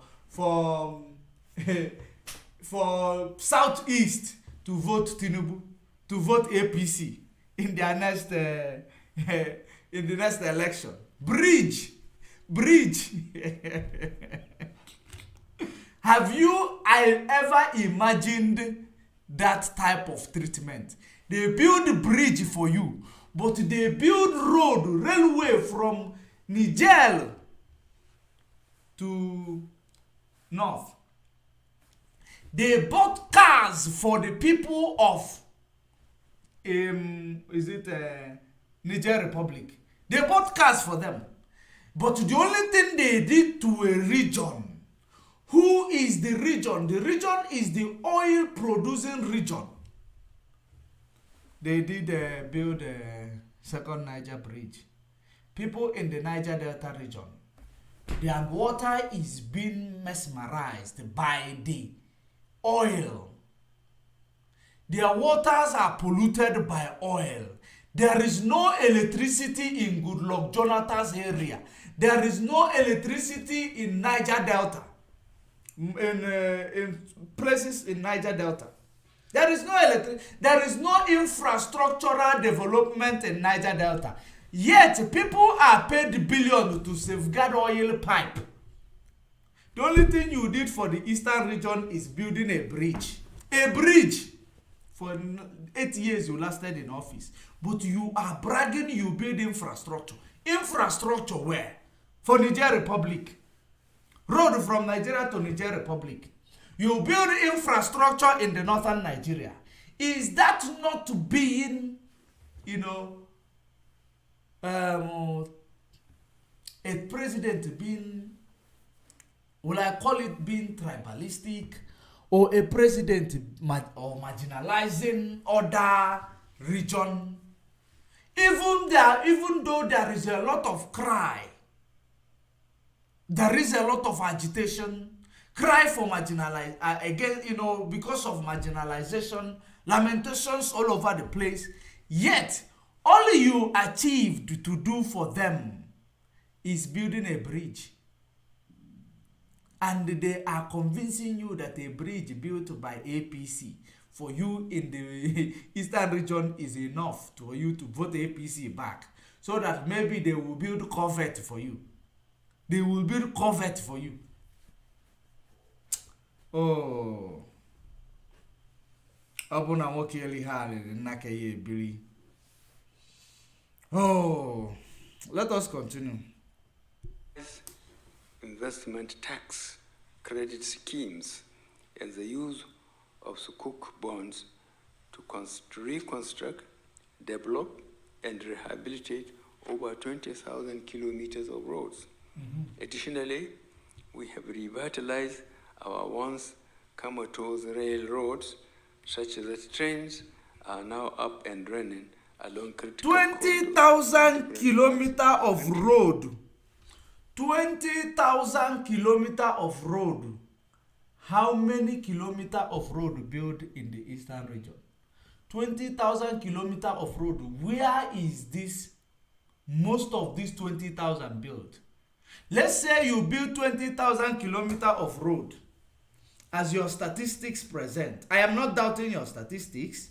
Let's say you build 20,000 kilometers of road. In the 8 years you spent in the office, you built 20,000 kilometers of road. It is not visible. In the eastern region, it is not visible. Okay, let's take it this way. There is no road built in the southeast, except what they did to, Aba to Enugu Expressway. Aba to Enugu Expressway. Now, and the bridge. Now in the north, how many kilometers is from Niger Republic to Nigeria? So I want you to understand where this 20,000 kilometer road building actually ended up. In the north and part of Niger Republic. That is where it ended up. What they are talking about, building road where terrorists will use to come into Nigeria. Building railway where terrorists will use to come into Nigeria. What business have we with Niger Republic? What is it that we are buying in Niger Republic, or are we buying or importing anything from Niger Republic that will warrant a president to build a railway to Niger Republic, build road to Niger Republic? These are questions you need to be asking. 20,000 kilometers of road. That is the achievement of a president in 8 years in office. How many hospitals? How many schools? Now, I want you to pay attention, because he is going to tell you that the reason why you don't have hospital today, you don't have school today, it is because Boko Haram is taking the money. Listen to it. I want you to pay attention. That one is coming. Pay attention. We are going somewhere. Such that trains are now up and running along critical corridors in different parts of the country. along critical corridors. Our efforts on corruption continue to pay off as the relevant agencies continue to make impressive recoveries as well as secure court convictions of those sabotaging Nigeria's efforts for sustained development and growth. The major cash recovery. Secure court conviction. Is that not what he said? To secure convictions, the same court that you flouted, the same court that you are actually controlling. Court is supposed to be independent in Nigeria, but Buhari is controlling the court in Nigeria. True or false? If he is not controlling the court in Nigeria, how can court discharge and acquitted a person? He still kept that person in the custody. And the whole Nigeria is begging him, please release this person. Please release this person. But he's saying he secured court conviction. Listen, let us continue. We take one step at a time. And growth. The major cash recoveries will be deployed in a transparent way towards funding these infrastructure gaps.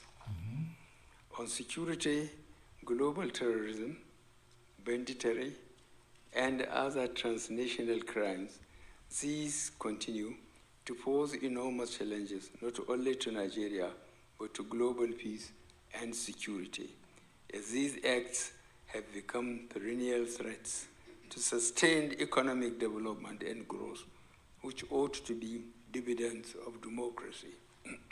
Excuse me. Nigeria and other regional bodies in Africa and the rest of the world are working assiduously to deal with these existential threats to the very existence of humanity. As a country, Nigeria continues to engage bilaterally and multilaterally to comprehensively win the war on Boko Haram and related terror groups, as well as overcoming the evidences of kidnapping and banditry in Nigeria. You may recall that when I assumed power, Boko Haram held about 2/3 of Borno State, half of Yobe State, and a couple of local government areas in Which Adamawa you are State. the one who were Today, promoting this is no longer the case. sabotage Jonathan. But as a country and sub-region, will continue to be negatively impacted by the events in Libya, Central African Republic, the Sahel, and the war in Ukraine. Our region is awash with small and light weapons that continue to freely circulate, as well as cope with the influx of foreign fighters. Our armed forces and those of our partners in the multinational joint task force, consisting of Chad, Niger, Cameroon, Benin Republic, and Nigeria, continue to demonstrate great bravery while paying the ultimate price in securing our collective freedom. Despite the difficult times we face, we continue to spend very scarce and lean resources to ensure that we have a well-resourced military force to take this task. Ideally, these are resources that could be spent on education or healthcare or other social services. Did I not tell you? He is telling you that the money he is supposed to use to build you schools, he is using it to fight Boko Haram. I want to ask United States or whoever that is actually interviewing this man or who hosted this conversation. Does it mean that when United States is fighting terrorism, they are not building infrastructure? They are not building healthcare. They are not actually renewing their healthcare system. So it means that whoever that fight insecurity, they will not have good healthcare system. They will not have good infrastructure because they are fighting, Boko Haram. The same Boko Haram, you say, that the attack on Boko Haram is an attack on the people of the northern Nigeria. Is it the same Boko Haram that you are using the money belonging for, to the school infrastructure, healthcare system, which you claim right now is the reason why you did not achieve any of this, because you are fighting insecurity? Did you hear that?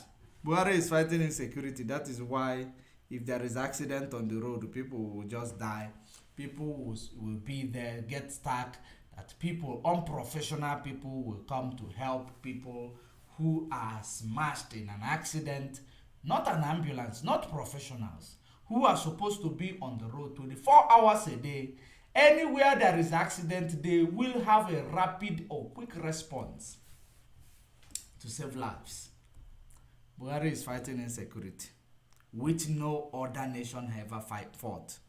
That is the reason why you don't have schools, good schools and infrastructural development. Sources that could be spent on education or healthcare or other social services, but without peace, we have learned the hard way that our children cannot go to school or seek good health care.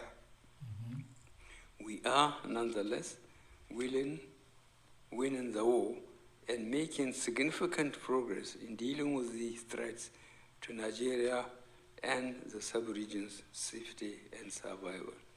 This steady progress is in spite of the negative reportage in international media, as well as the nonchalant actions and attitudes of some of our friends and allies to sufficiently appreciate our efforts in the fight against terrorism, rather than focus on negativity, which is the trouble adversaries have become. He's not the one who wrote the this sub-regions of Africa and the rest of the world can work. It is not his word he's reading. He's reading something others wrote for him. He's reading them. But let's continue. Let's not go there. Together to combat terrorism and prevent violent extremism, both of which are challenges to global peace and stability, and not just Nigeria and Africa alone. Notwithstanding these institutional deficits from some friends and allies, Nigeria remains open to working with the international community and other development partners to enhance global security and stability. Nigeria has always maintained that a secure and stable Nigeria is indispensable for overall peace and prosperity of not only the country but Africa, with huge implications for global peace and stability. Therein lies the wisdom of the persistent efforts by Nigeria and calls for strategic partnership with the United States of America to fight our common challenges together. Such challenges are terrorism, Such challenges are terrorism. and entrenching They are democracy common in Africa. challenges. Such are terrorism. Does terrorism stop America from taking care of her people? The answer is no. Does America have resources more than Nigeria? The answer is no. Does terrorism and all this stop America from building healthcare system? The answer is no. But you claim you have, the same challenges. You are facing the same challenges. That's why children cannot go to school. Hospital cannot be built. There is no good healthcare system or infrastructure because you are fighting insecurity. Let's continue. And entrenching democracy in Africa.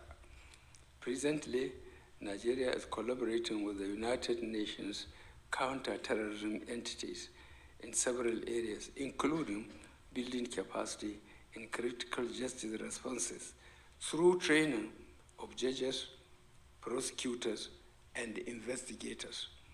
Nigeria is on the verge of commissioning her new counter-terrorism center, and it would serve as a hub for counter-terrorism coordination and research in West Africa. Our efforts are driven by our Terrorism Prevention Act 2022, the National Counter-Terrorism Strategy, as well as the Policy Framework and National Action Plan on Preventing and Countering Violent Extremism. Distinguished ladies and gentlemen, the stage is now set for Nigeria to conduct another general election in February 2023, and I am resolute in my determination to enable the conduct of free, fair, and transparent national elections in the first quarter of 2023, whose outcome would be largely accepted to the contestants. Since 2015, the conduct of our election continued to steadily improve. From the 2019 general election, the by-election and the off-season election in Edo, Ekiti, Anambra, and Osun states were conducted in largely improved contexts to satisfaction of contestants and voters. That is what we hope for in 2023 through the observatory rules of the international community. The credibility of the election can be further enhanced to make the acceptability of the outcome to the contestants and political parties a non-issue. Nigeria and the United States of America share many attributes. Apart from being among the largest democracies in the world, Nigeria's constitutional framework and brand of democracy are patterned along the United States of America, and the two countries are the largest economies as well as most populous. Consolidating with America. That's what they are. With respect to the sub-region and the need not to cave in to the democratic setbacks witnessed in Mali, Guinea, and Burkina Faso, there is the need to aggressively work together to improve the quality of governance in West African sub-region, where the survival of democracy is currently challenged. This can be done through targeted investment that can... I want you to remember this area where he is talking about survival of democracy is targeted. Now I want you to note this area during the interview, because his interview is actually going in now. The interview is going to start, which is the main thing we are going to analyze.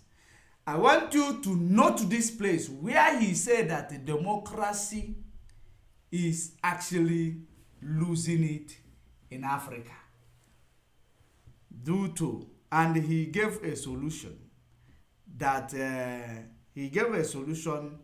on how to make sure that there is a democratic resilient, so that people will not undermine democracy in Africa. He gave a solution on the reading. Now, when they ask him the solution verbally, without the paper, you will hear what he said. Now, that will show you that this initiative of what he is reading, initiative is not his. He was not even where they are drafting it. They just drafted it and call him, hey, boy, come here. Take this thing and go and read for them in the U.S. Institute of Peace. Read it for them. Now, pay very good attention. Don't forget this area. Let us hear what he has to say. He talks about democracy and trying to make sure he promotes democracy in Africa. Democracy works. Is there a democracy without a justice system? I am asking you, is there a democracy without a justice system? If there is a democracy without a justice system, it means it is not democracy. Because nobody under democracy is guilty until proven in the court of law. And they have their right intact until proven in the court of law. Even if you say that they are caught in the act, they must be proven in the court of law. Because it is said that everything you see might not be the truth. Some of them are perspective. So now, he talks about democracy promotion. Is he promoting it? Or he does not practice what he preach? That is exactly what is going on. But let's continue. We are coming to the main party. Investment that can enhance dividends of democracy and creations of robust means of livelihood for the people, as well as promote accountability and transparency by the political class. I call on all of you here to present to continue to partner with us and our electoral body for the needed collaborative efforts which are critical to deepening and stabilizing democracy in Nigeria and the rest of Africa. The recent reversal witnessed in Mali, Burkina Faso, Guinea are most unfortunate. Indeed, and ECOWAS continues to effectively remain engaged with these countries in order to restore democracy to all the member states of ECOWAS, as indeed the entire African continent. Ladies and gentlemen, I thank you for your attention. I thank you for your attention. Now, the real deal is coming in.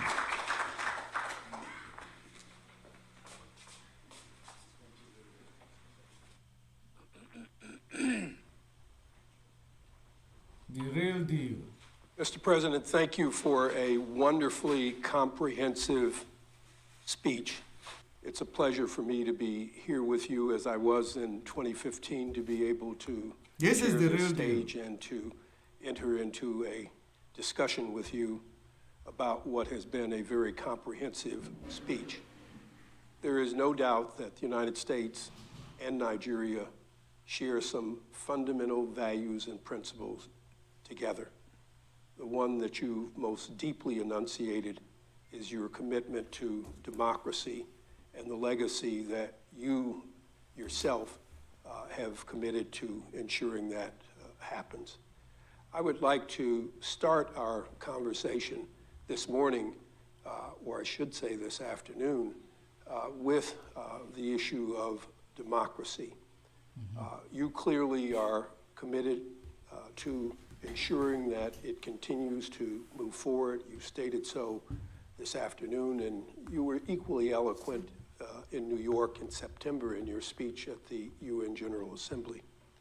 The question that I would have with respect to democracy is the issue of whether INEC, which is the National Election Commission, is it ready and prepared and able to carry out the kind of election that's necessary in Nigeria to keep the process moving forward? Thank you very much.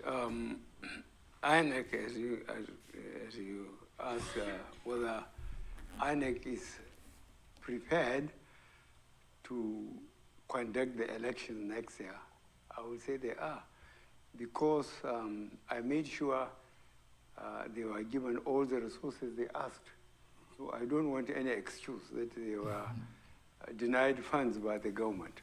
So they were given the money, although some of their offices in one or two geopolitical zones have been attacked, but all the same, INEC has not complained, and certainly they could not complain that they were denied resources to make sure that their infrastructure is firmly in place.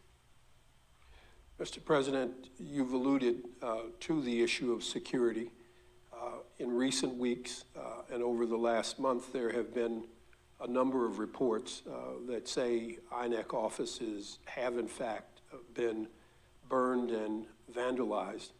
Will this insecurity around INEX offices impede the election process? Will it slow it down? No, it will not. I think there were only 2 incidents. And don't forget, we have 6 geopolitical zones. We have 31 states from the federal key capital. And if 2 offices out of these states, 31 states and Abuja, if 2 offices in one geopolitical zone were attacked, I think in relative terms, the security is good. And certainly, the result of elections in Anambra, I mentioned it, Anambra, Osun, and Ekiti proved that Nigerians have appreciated that the administration is depending them to choose whichever person from whichever party. And that is the fundamental good thing about democracy. Let the people have the choice. And I think Nigerians are realizing that because of the result of elections in Anambra, in Osun State, and in Ekiti State. If I could carry on with the issue of democracy and extend it to the broader West African region, you alluded to that in your speech. How can the United States and Nigeria and other democracies work with the region to strengthen democracy across West Africa?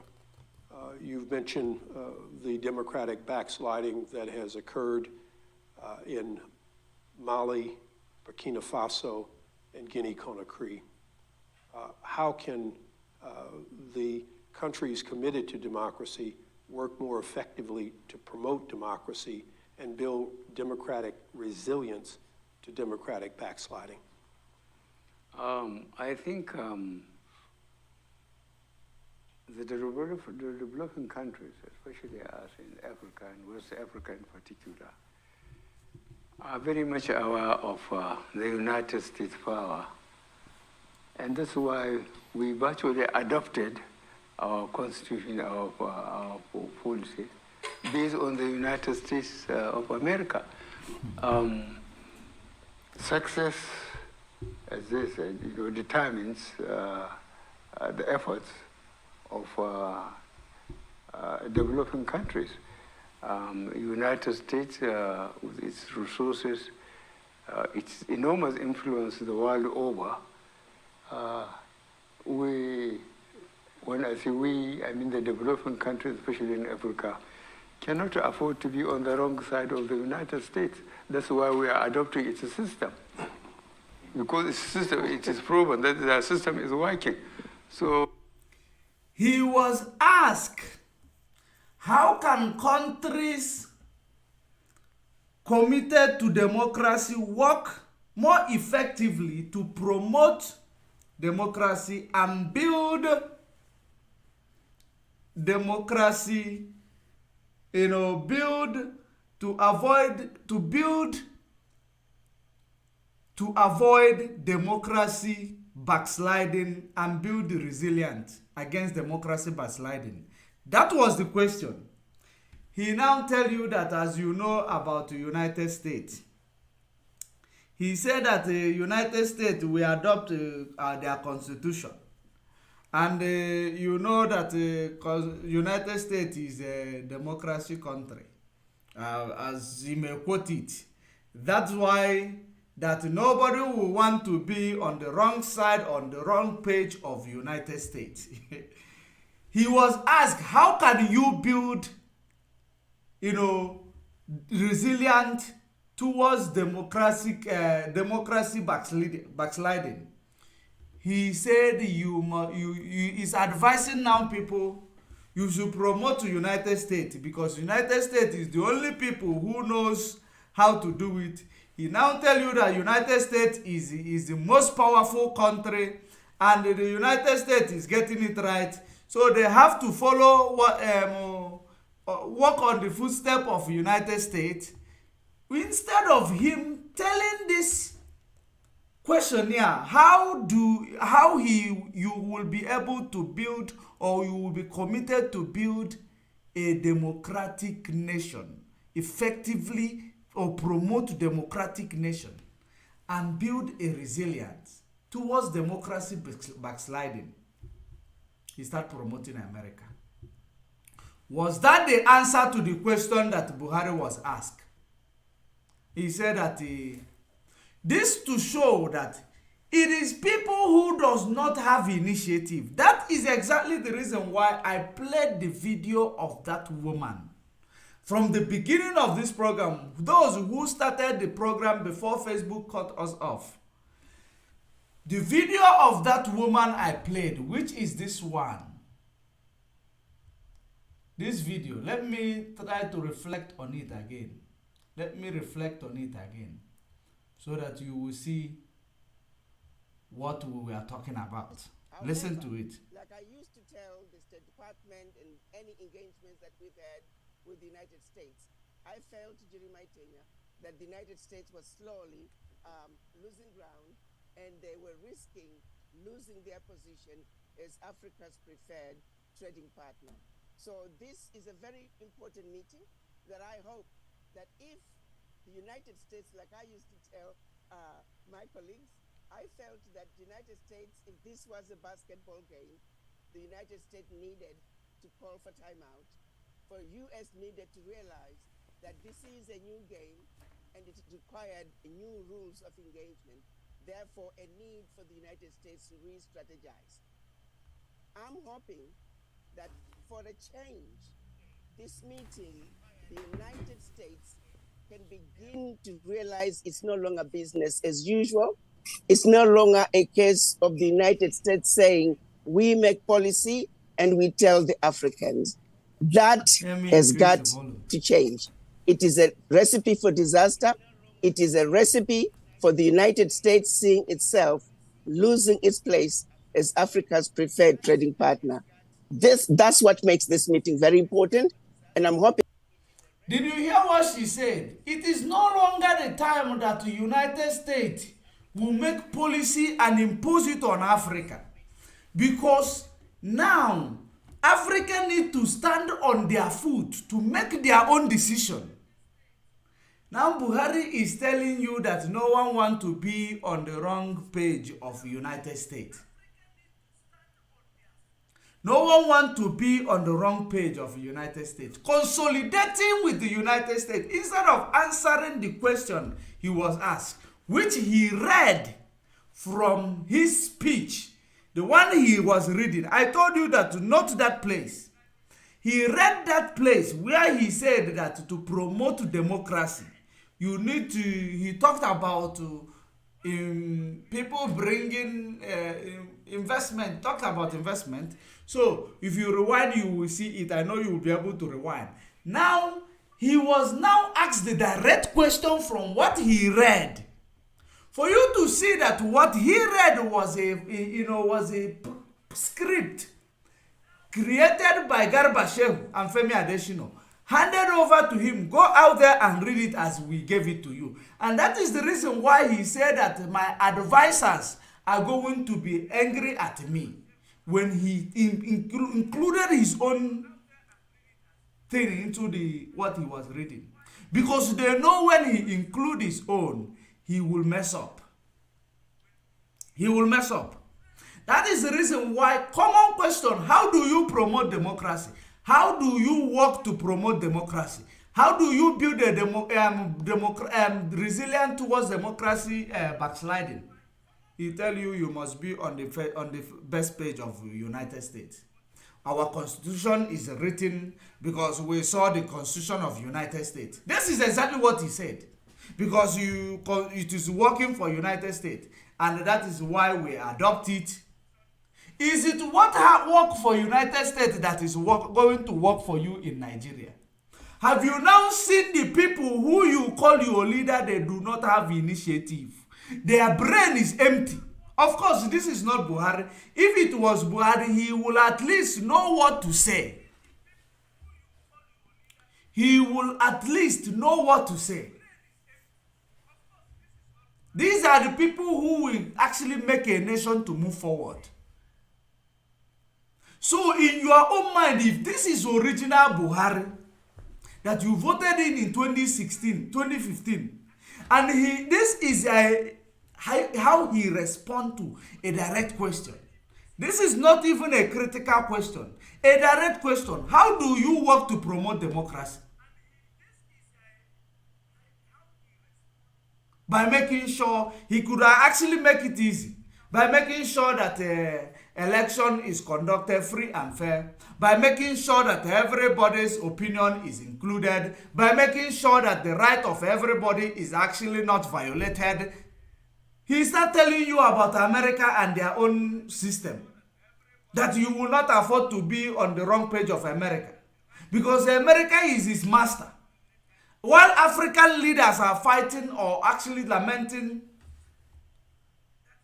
because America is insecure that African is going to turn to China. In due time, that Africa is going to turn to China. Or turning to China and Russia. But this one is there telling the America that no one will afford to be in your wrong page. Because you are the master, we are slaves.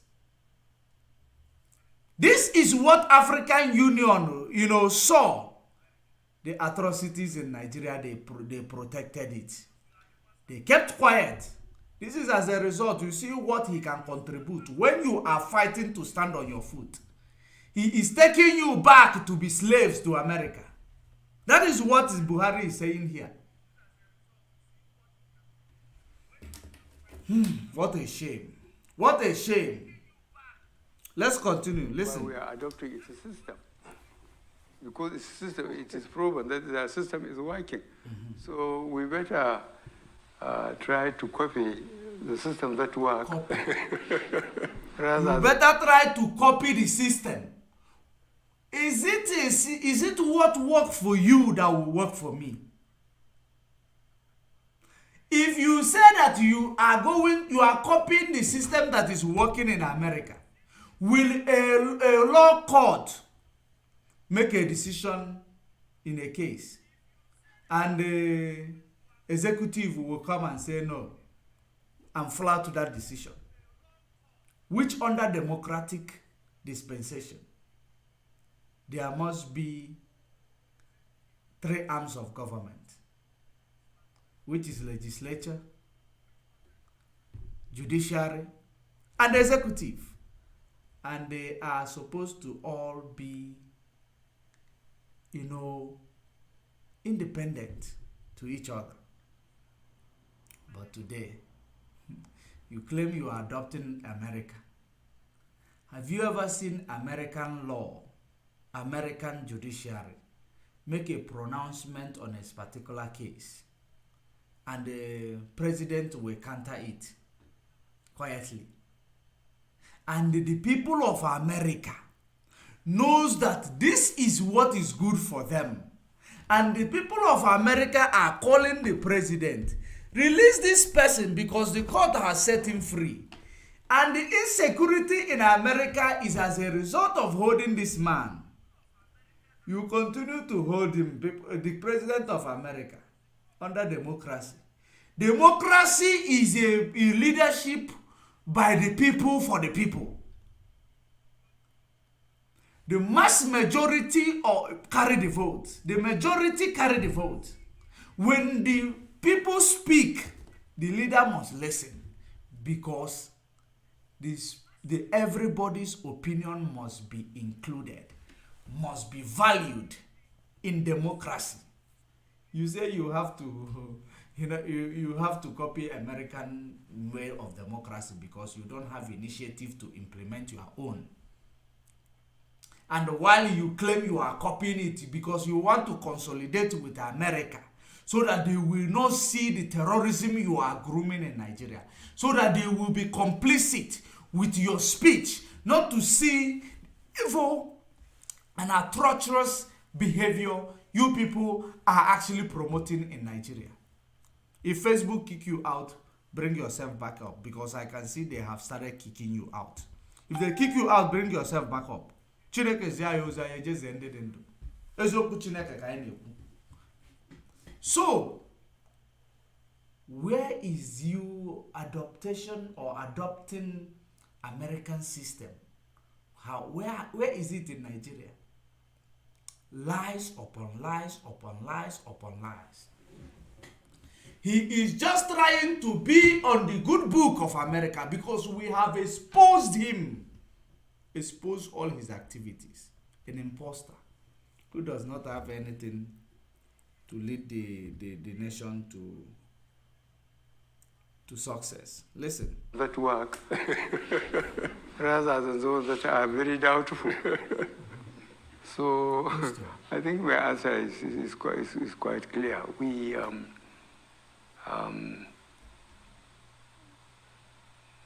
We are sure that certainly the United States is the most powerful country in the world, both militarily and economically. And technology, again, is helping us. And again, that is making sure that we get across decisions and so on from other less developed countries. Or, for example, in Nigeria, we have a coup, counter-coup, civil war, coup, counter-coup, and we have gone through that. We found out, as I kept on saying, we can't do hop, step, and jump. We have to go through the painful stages of development. We are learning the hard way. Otherwise, we are, if people are learning, especially from their neighbors, I was not expecting any military takeovers in my region, in ECOWAS region. But there it is. It has taken place. So I think we are acutely aware of our state of development, and we are doing our best to make sure we stabilize the polity and the economy. And we are grateful for the United States understanding and the help on that line. Great. Yeah. Mr. President, can I shift a little bit to the... They ask you how to make sure you promote democracy. You are becoming grateful to United States. You become grateful to United States. A simple question. Okay, let's continue. The world is watching. Economy. You mentioned that oil is not the future of Nigeria's economy. I'd like to ask about diversification, but I'd like to ask about diversification and innovation. Nigeria is frequently cited as having one of the largest film and communication industries, not only in Africa, but globally. What is your government doing to help to strengthen this industry, and what are you doing to support innovation in technology and digital technology and information? Well, as I mentioned in my speech, our population is more than 200 million. And the expectation by the population for government to make life secure, economically vibrant, is a major challenge. We in Nigeria, if you collect the whole of ECOWAS, Nigeria, in terms of population and human resources, we are more than the rest of ECOWAS. So really, we have to deal with sympathy. There is a problem of strong cultural influence on the polity. Otherwise, how can you luckily I did geography in school. If you look at the map, you see the volume of Mali. Now, the people on the Sahel, from Mauritania to Central African Republic, you know, are moving southwards, southwards towards the coast. Why? because of weather problem. If the rainy season fails, people just go hungry automatically. So people are pushing southwards where there is rain throughout there. How do you promote innovation towards the art and culture? Because when is it art and culture or entertainment industry? Because you talked about Nollywood and other things. How do you promote innovation? People who do things, who innovate things. He start telling you that people are moving south from Mali. They are moving to the coast because of weather and God. And our population is bigger than ECOWAS. You know, how do you promote innovation? Because you have a Nollywood industry, you have all these people who are actually, you know, innovating things which are undermined. That is exactly where the question is going.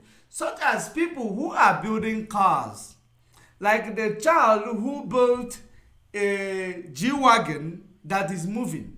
How do you promote such things? That is innovation. How do you promote such things? He start telling you the story that he is lucky he did geography in school.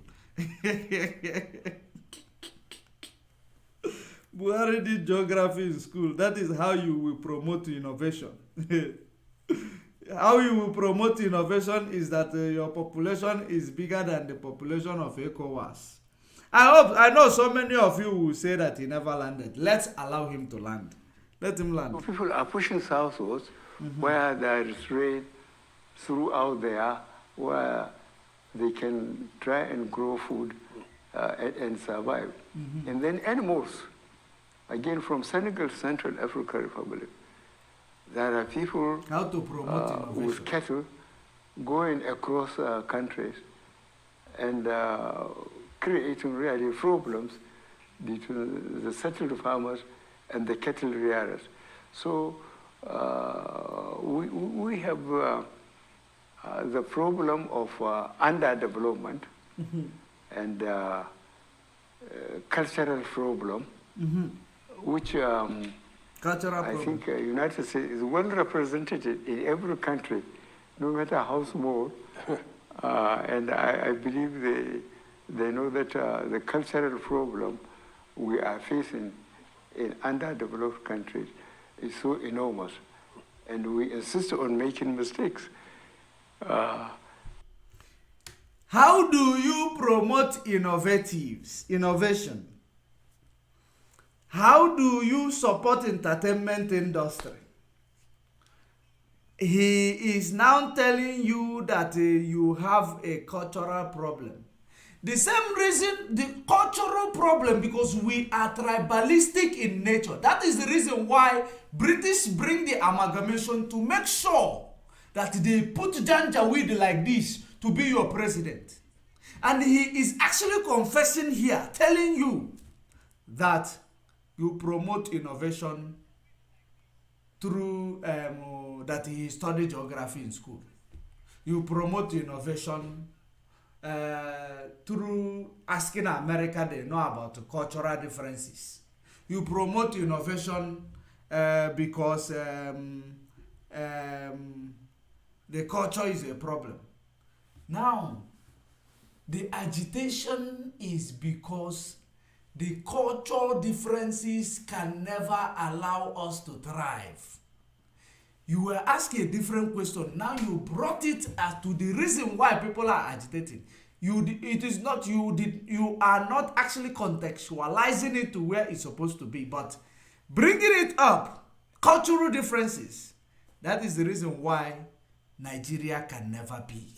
You have just confessed, Buhari, that there is everything that you effort that Nigeria, everybody is making in Nigeria is to keep Nigeria one.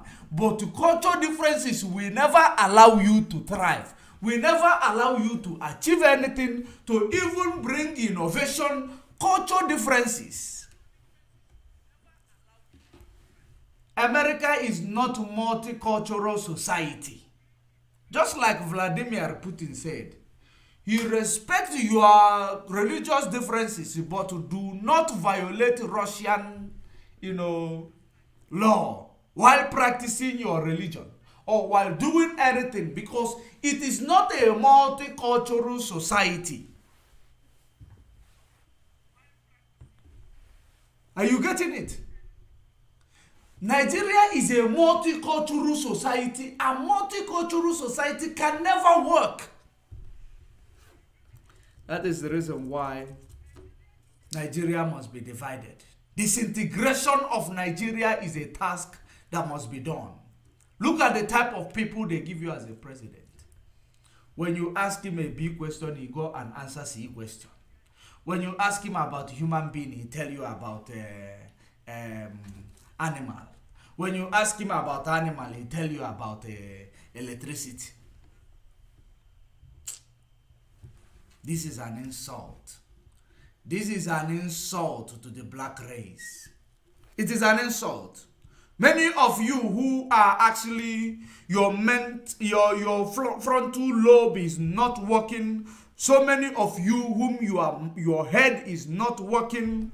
You don't have common sense, because common sense is no longer common. Will see it as if I am insulting your president. I am not insulting him. I am actually complimenting him. I am not insulting him, because the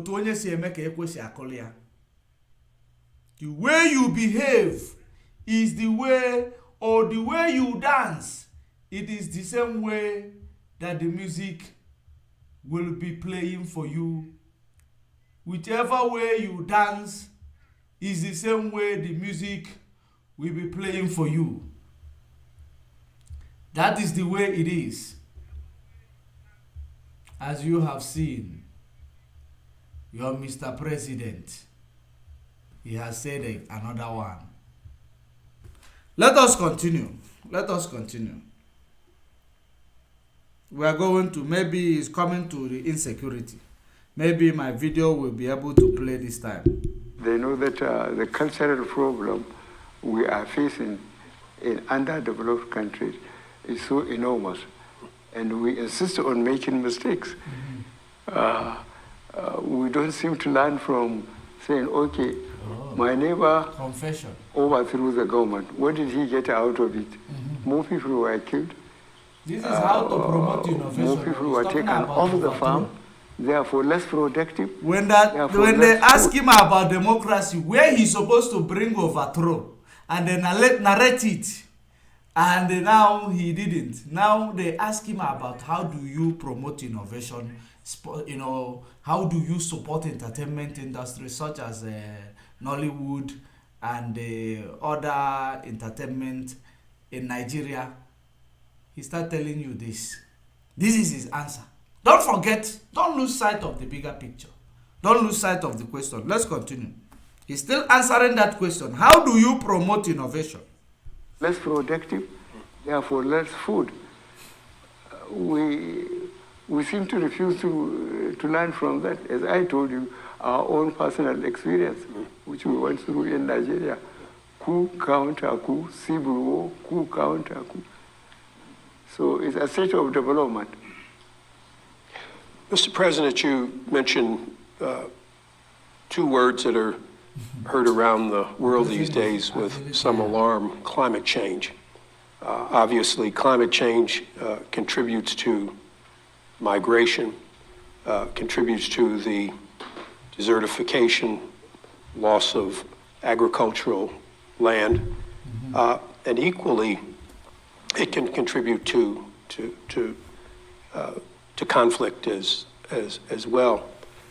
I'd like to ask what Nigeria is doing to work to build up its resilience to climate change. What is it doing to adapt to the changes in climate? I noticed just in the last 2 months, Nigeria suffered from unprecedented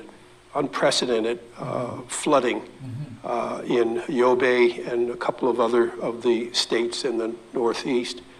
How is Nigeria working to build resilience and adaptation to climate change as it hits your country? It's an impossible task, let me put it that way. I'm not being pessimistic by saying this, because you can't control the population in an underdeveloped country like Nigeria. People keep on producing, but there is a limit, you know, the land can take. For example, if I say we inherited our farm, which may be about 50 hectares, when we are only 7 of us, when we grew to become 30 and we have given the same land, we have got problem. And I think there is need for investment in agriculture, in technology, so that seeds, we can get improved seeds that can do within a shorter time with less rainfall. I think that is the biggest help the technologically advanced countries in the United States can do for us to improve, because you cover so much of the weather that you can help us to do that. But it is extremely difficult for us, you know, to improve on that, because as I told you, and then the animals, especially in most of the agricultural area of the country in Nigeria, there are people with cattle. And there is this cattle rearers and stagnant farmers problem, generation after generation. The efforts made, say, by the First Republic leadership is much more realistic than what follows. In terms of routes, where the cattle riders are guided through the routes, great. Remember the question, how do you build a resilient, or how do you adapt to the climate change? How do you adapt to the climate change? It's now telling you population is big, people are producing, and now telling you there is a cattle route. The First Republic, they did this, and now this one follows. There is a route where cattle rearers, cattle movers, farmer header clash. Is it how to build resilient to climate change? Is it the question that was thrown at him? How to build resilient to climate change? How do you adapt to climate change? How do you make, you know, actually try to make climate change, you know, less, you know, affecting you negatively? In a very simple word, I am trying to put it. How do you adapt? How do you build a resilient towards climate change? How do you control climate change? How do you do this? He start telling you about route to cattle, and the carry cattle go to farm, they clash, they start fighting, farmer header clashes. That is exactly what Buhari is saying here. Was that the question that was asked? When they ask him question about climate question, he take it to culture. Now, but let's listen to him and see where he will land. Let's listen to him and see where he will land. So, routes where the cattle riders are guided through the routes, grazing areas, and control. For example, of recent, not more than 3-4 months ago, 2 governors of states from the Southwest came and reported the cattle rearers to me because they knew I was also often at time a cattle rearer or something. They came and reported them to me. I said, when they were going on campaign, did they go and speak to them? They said, yes. I said, after I get in their votes, go and solve their problem. I sent them away, of course, without telling them anything. So really, we have the problem of culture. That's the movement of cattle rearers, stagnant farmers, and large population. Nigeria has really a problem on that. Yeah. Mr. President, we're running So out what of this time. guy said here, what this man said here, or this guy is a guy because he's the young boy in Aso Rock, the young man in Aso Rock. What he said here is that we have problem of overpopulation. Now we have called for disintegration of this overpopulated country, which one person cannot be able to actually manage. It becomes a problem. It becomes a problem. Ask question about climate and resilience. He tell you we have cultural cultural differences.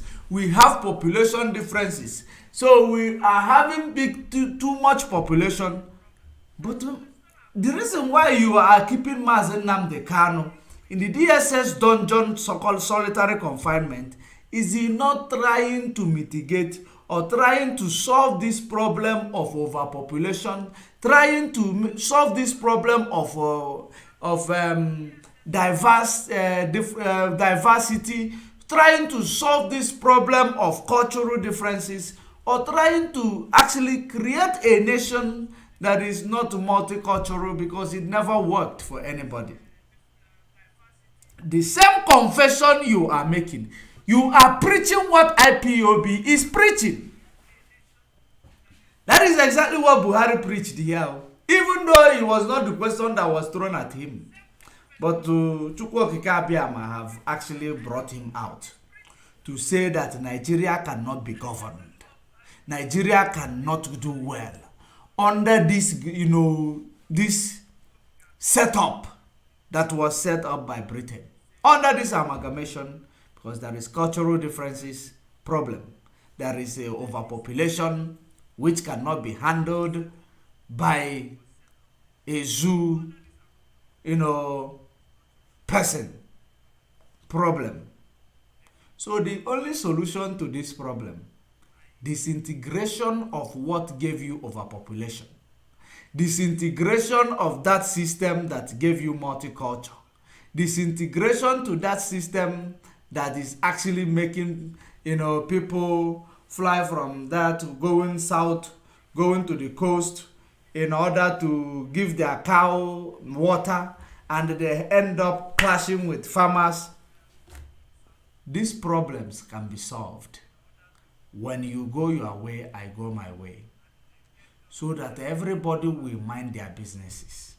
Just like you always phrase it, just like you always phrase it, Jubril. Is that not shameful? My sister Ejiro Bicard. It is disgraceful, just like you said. It is disgraceful. It is disgraceful. Very, very disgraceful. These are the people they call your leader. Is with this type of people, do you think if you carry green, white, green, enter any embassy, they will see you as a zoo monkey? Zoo monkey. That is what they will see you as. Is this not disgraceful? Tofiakwa. Nigeria onye meluni ha. Then people will come and tell you they are intellectual. They are sophisticated intellectual. When they are sophisticated morons, you see somebody lifeless, no solution, nothing coming out of this person. You call him president.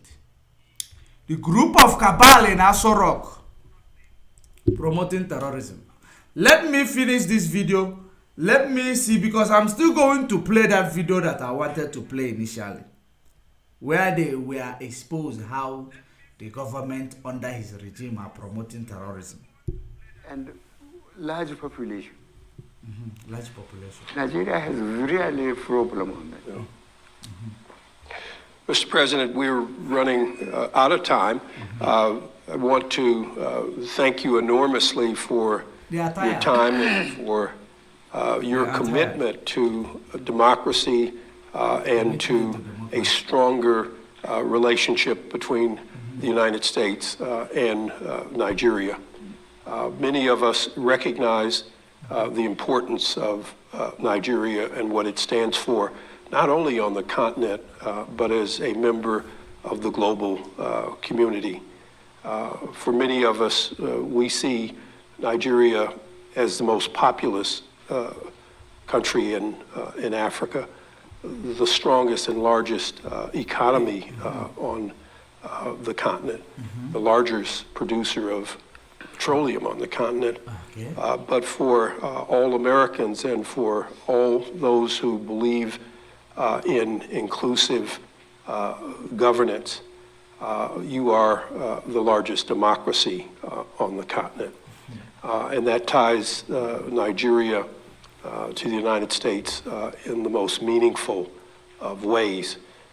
Countries that are democratic resolve all of their differences through discussion and not through combat.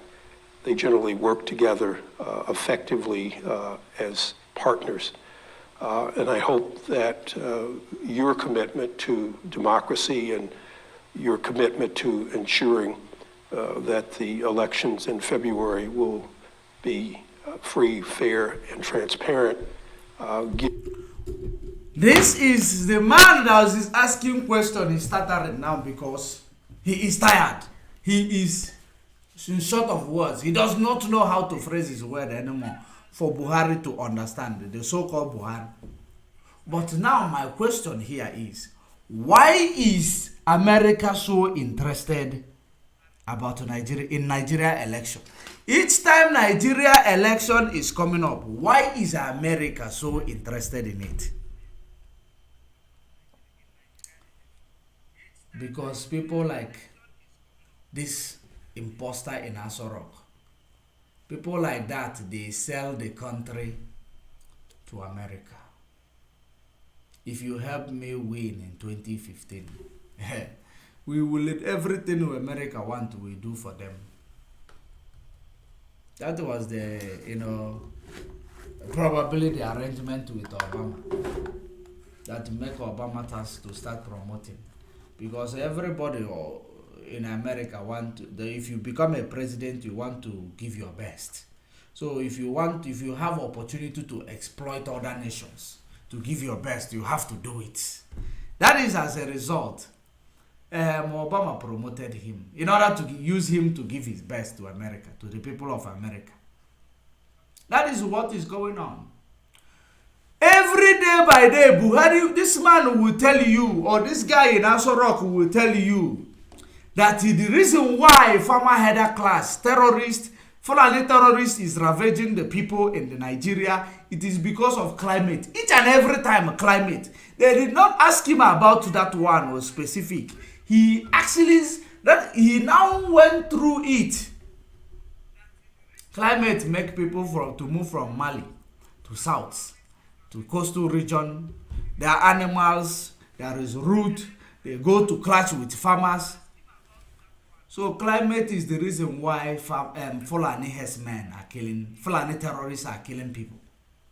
Climate is the reason why Fulani terrorists is going to villages, ransack them. Climate is the reason.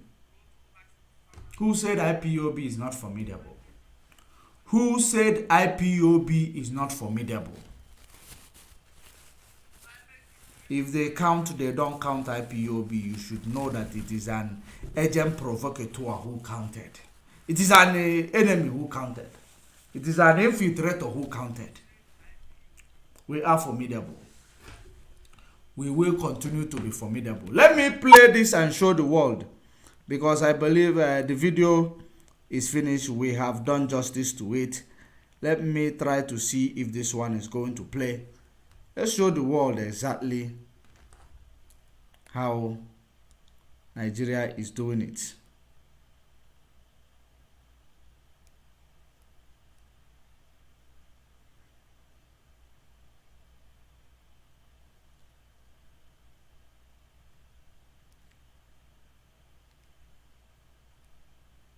Let's start to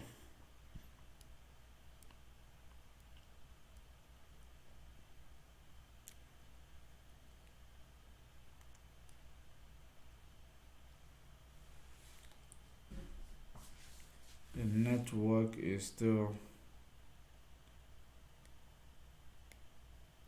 very bad. Actually, this is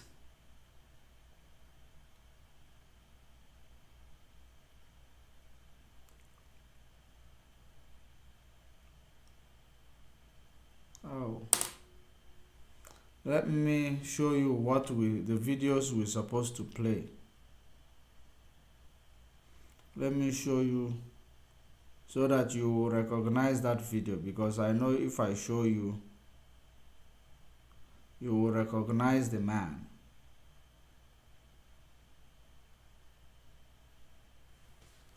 This is the video we are supposed to play. This is it. Tackling national security. That the man said that the insecurity is being caused by Buhari's administration, people in government.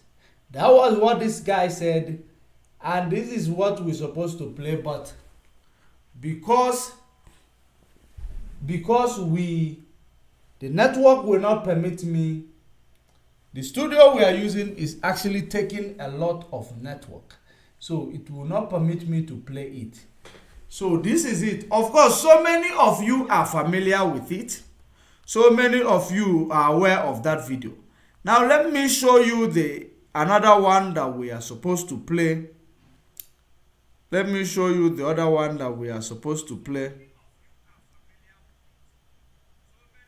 Where Ogupe talked about what Buhari said in 2015. Did you hear it? This is channel television. Buhari said attack on Boko Haram is attack on the people of the north. Okupe. And they are persecuting him today. They are persecuting him today because he has been vocal about it. This is it. We don't bluff. We don't present propaganda. You guys, everybody knows. This was the videos I was trying to play so that you will understand all the lies and deception of this late Buhari-led administration. What it has resulted. Osibanjo is there watching like a stooge. Now, Tinubu is there gallivanting, acting drama. He is now the latest comedian in town. If eventually 2023 come and go, those of you one Nigerianist, zoo, those of you who are one Nigerianist, you elect another comedian, which is Tinubu. When you ask him question, he does not know, he forgets. He will appoint, hey, this one goes to this person, you should answer that one. That one goes to that person, you should answer that one. You will remove empty vessel. And now you will bring to yourself a person who does not even remember his name or the name of his party to be your president again. Who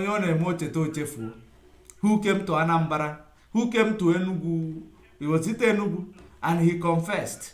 He started insulting Igbo people while he is claiming he's campaigning. All these things are what you are going to continue to see in the zoo, because you as a zoo animal who cannot see the handwriting written on the wall, who cannot see that there is nothing good that will come out of that zoological republic called Nigeria. You continue to promote it. I pity you. I pity you. I pity you. You have a big problem. We are live and we are direct. We are live and direct. I don't know. We are bringing this program to an end because we have done justice to it. Just like Facebook knows that we are coming today, YouTube knows that we are coming today. They know that we are coming to do what we said we are coming to do. They know the topic because we broadcast, we announced it. That is the reason why they make sure that they suppress. They cannot even send notification to people. They actually did all they can, kick me out of my Facebook so that, you know, if there was some notification sent out, it will be actually corrupted. This is what they did because they bribe Facebook, they bribe Google. They make sure that whenever we come to expose them, especially with this type of matter, they will never allow us to thrive. They will never allow us to extend this topic, to show it to the, to the world, to get exactly what we are talking about. Of course, Ejiro, my comrade, they don't send our notification anymore. The only time if you want them to send a notification, come make a program where you act like you are insulting IPOB. Make a broadcast where you look like you are insulting Mazen Nnamdi Kanu. Make a broadcast that you are one Nigerianist. Be an agent provocateur. They will send your notification even to the devil. They think we don't know their activities. We know. And they will never stop this gospel from being preached. It does not matter. One way or the other, our message will go to the rightful source. Those who will actually make sure that this message does not fall to the, to the dry land. So if you are in this program, all you can do is to share this video because we have done justice to it. The only thing I believe that everything you have put up in a public domain, it is there already. There is nothing anyone can do about it to take it back. We have put up the message. We have put up the analysis. We have put up the, the exposition. It will remain there. If it does not go today, it will go tomorrow. So many of our comrades, which Facebook are also doing the same thing too. Relax, don't worry. It is true that it hurts that you are talking, people are not here to listen because of the manipulation of the algorithm. They manipulate the algorithm. Whenever you speak on things that make sense, on things that is very, very sensitive, they manipulate, they make the algorithm not to share your broadcast. That's how it is. Don't worry, bring the message. One way or the other, the message will go. It will go. Because the people whom they will, they do it to actually make you not to, hear the message. But we will send these messages to the rightful people, the people we made it for. Through one way or the other. We are going to take it to Twitter. We will take it to Twitter. We will tag them. We will rebroadcast it. The world must hear our voice. Whether Facebook wants it or not, whether YouTube wants it or not, it doesn't matter. We are formidable. We have built a resilience, against their, manipulations towards our program, making sure that they their suppression, we have built a resilience towards it. we will continue. Share this video. Until we meet again, let me see if I will get this video to remind the world of a very important thing that they need to be reminded of.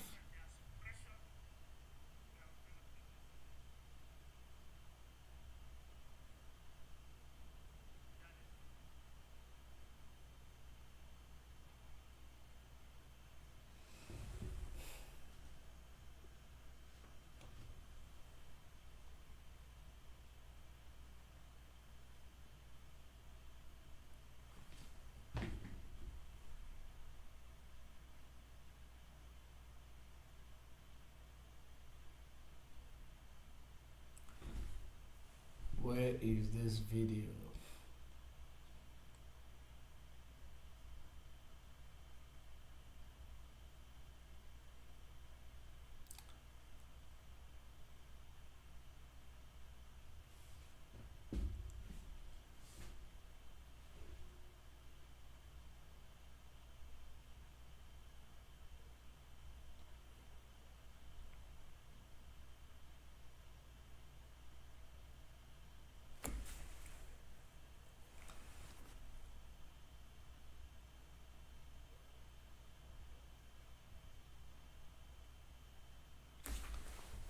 If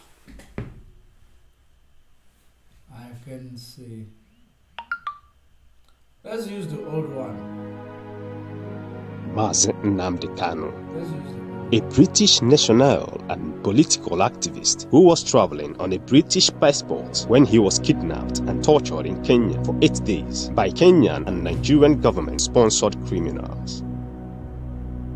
Mazi Nnamdi Kanu was renditioned to Nigeria on a government-chartered flight without extradition process.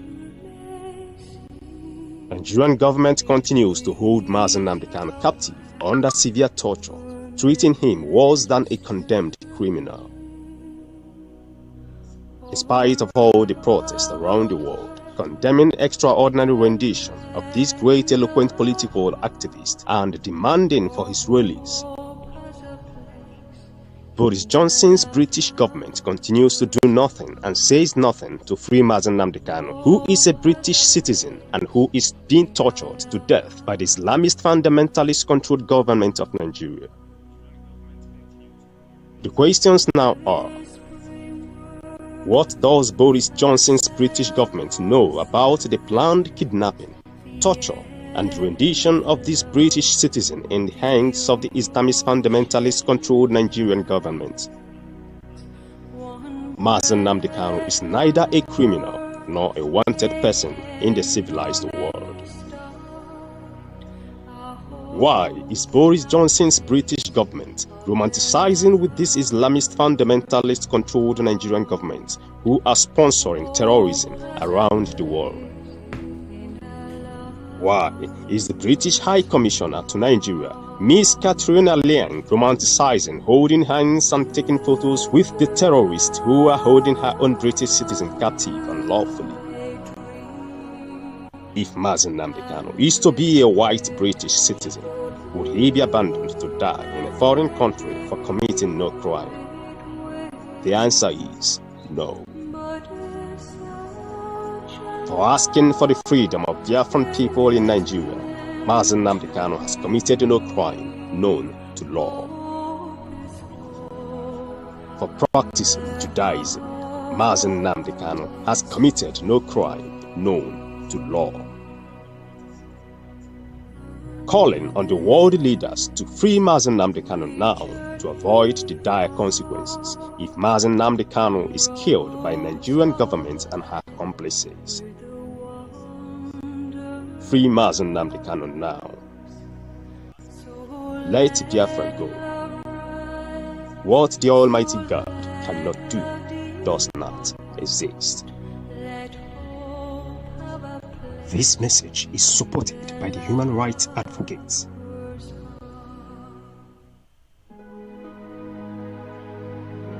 Mazi Nnamdi Kanu, a British national and political activist who was traveling on a British passport when he was kidnapped.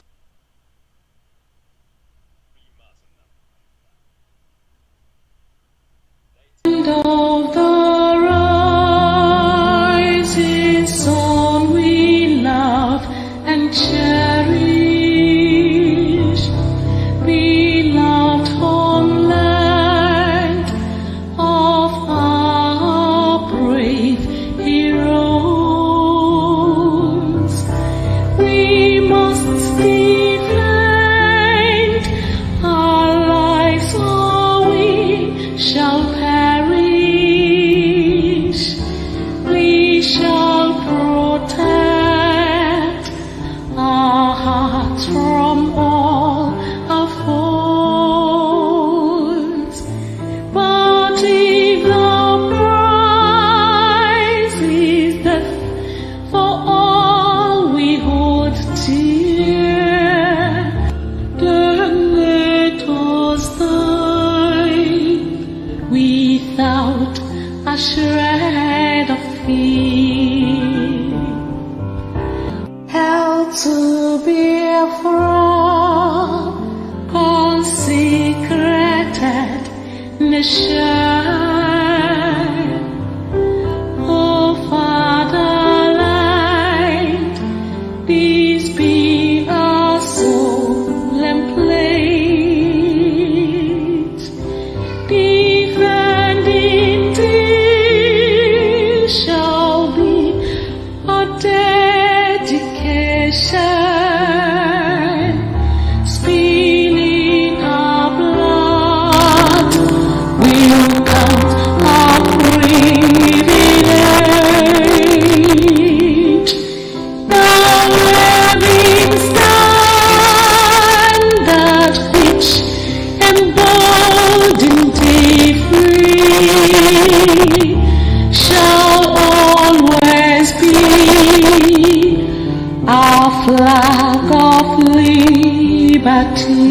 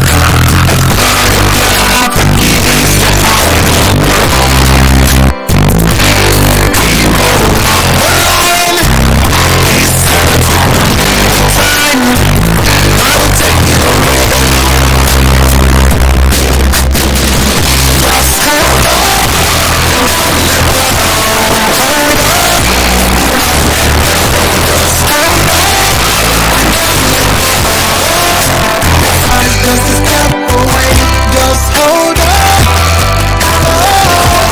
Hold on, do not let go. Just hold on and don't let go. That was just a step away. Our history has never known no laughter. It's always been this red and black, no green.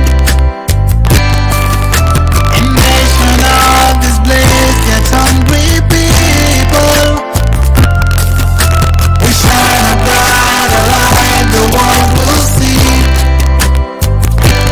We will touch